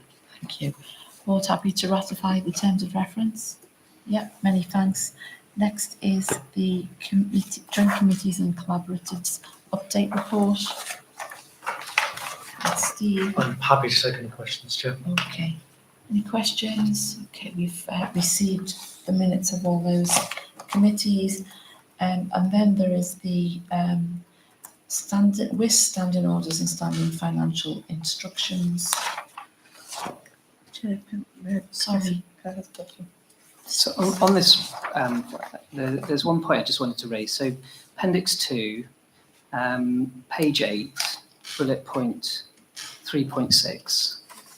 So in this in standing orders, it talks about exclusion of particular organisations, chief execs, when there's a conflict of interest. Okay. And of course, WISC is a membership of organisation of all chief executives, but it's a mix of providers and commissioners. And we're, of course, normally a commissioner in that circumstance. And I suppose in that situation, decisions are made on both the way services run, but also on the way finances are allocated, in terms of the annual plan agreement.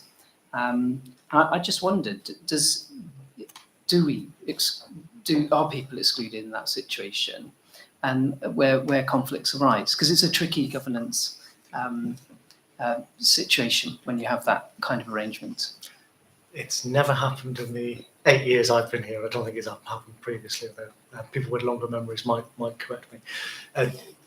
There is, however, a dynamic to be managed in those meetings, because we are supposed to all come in as commissioners, but it is very difficult to divorce that part of your brain which is responsible for a specialist service in that discussion. I think generally it's dealt with quite well, but I think it is always an area of that needs to be kept under review by the chair.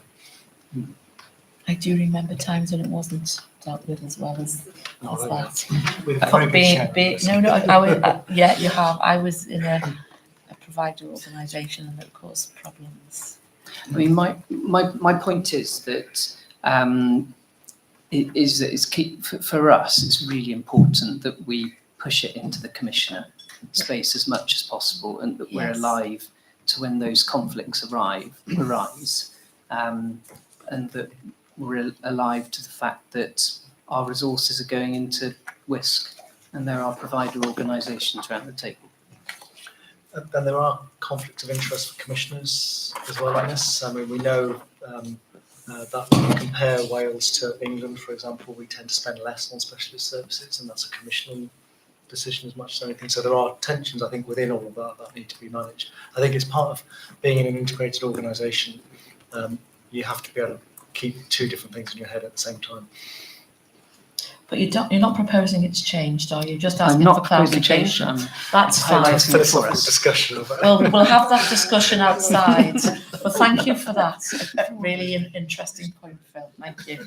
If we now go on to the statutory partnerships update, Jill, and we have read it. Yes, thank you. So just welcome the work now that will be ongoing with the wellbeing plans in each of the local authority areas. You can see the priorities that they're beginning to work through. And then just from the regional partnership board, we know there's particular work around the capital funding and the reflection of the discussion around the Fishguard and command and hubs as well, which took place. But I do want to give Jo just an opportunity for her last one to raise any issues that you wish to.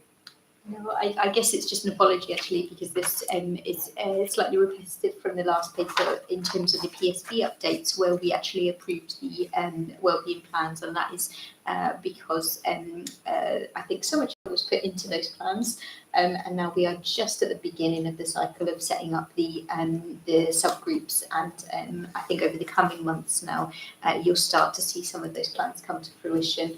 And a bit more progress. So I appreciate the report this month is very similar to that which you saw 2 months ago. Thanks, Jo. Okay, thank you. Any questions? Board happy to note the update. Many thanks. Then the board annual work plan. Yes, Chair, will update it with the changes discussed at today's board meeting. Thanks, Jo. And then the date and time for the next meeting is 9:30. Thursday the 27th of July, and then 9:30 Thursday the 24th of August. That's the meeting that we've taken out now. It is, Chair. Okay, yes. so that's probably going to be September the 14th, but that will be advertised on our website once that is confirmed. So, diolch yn fawr everybody. We're going to have a 20-minute break, and then we will reconvene for an in-committee meeting. Thank you.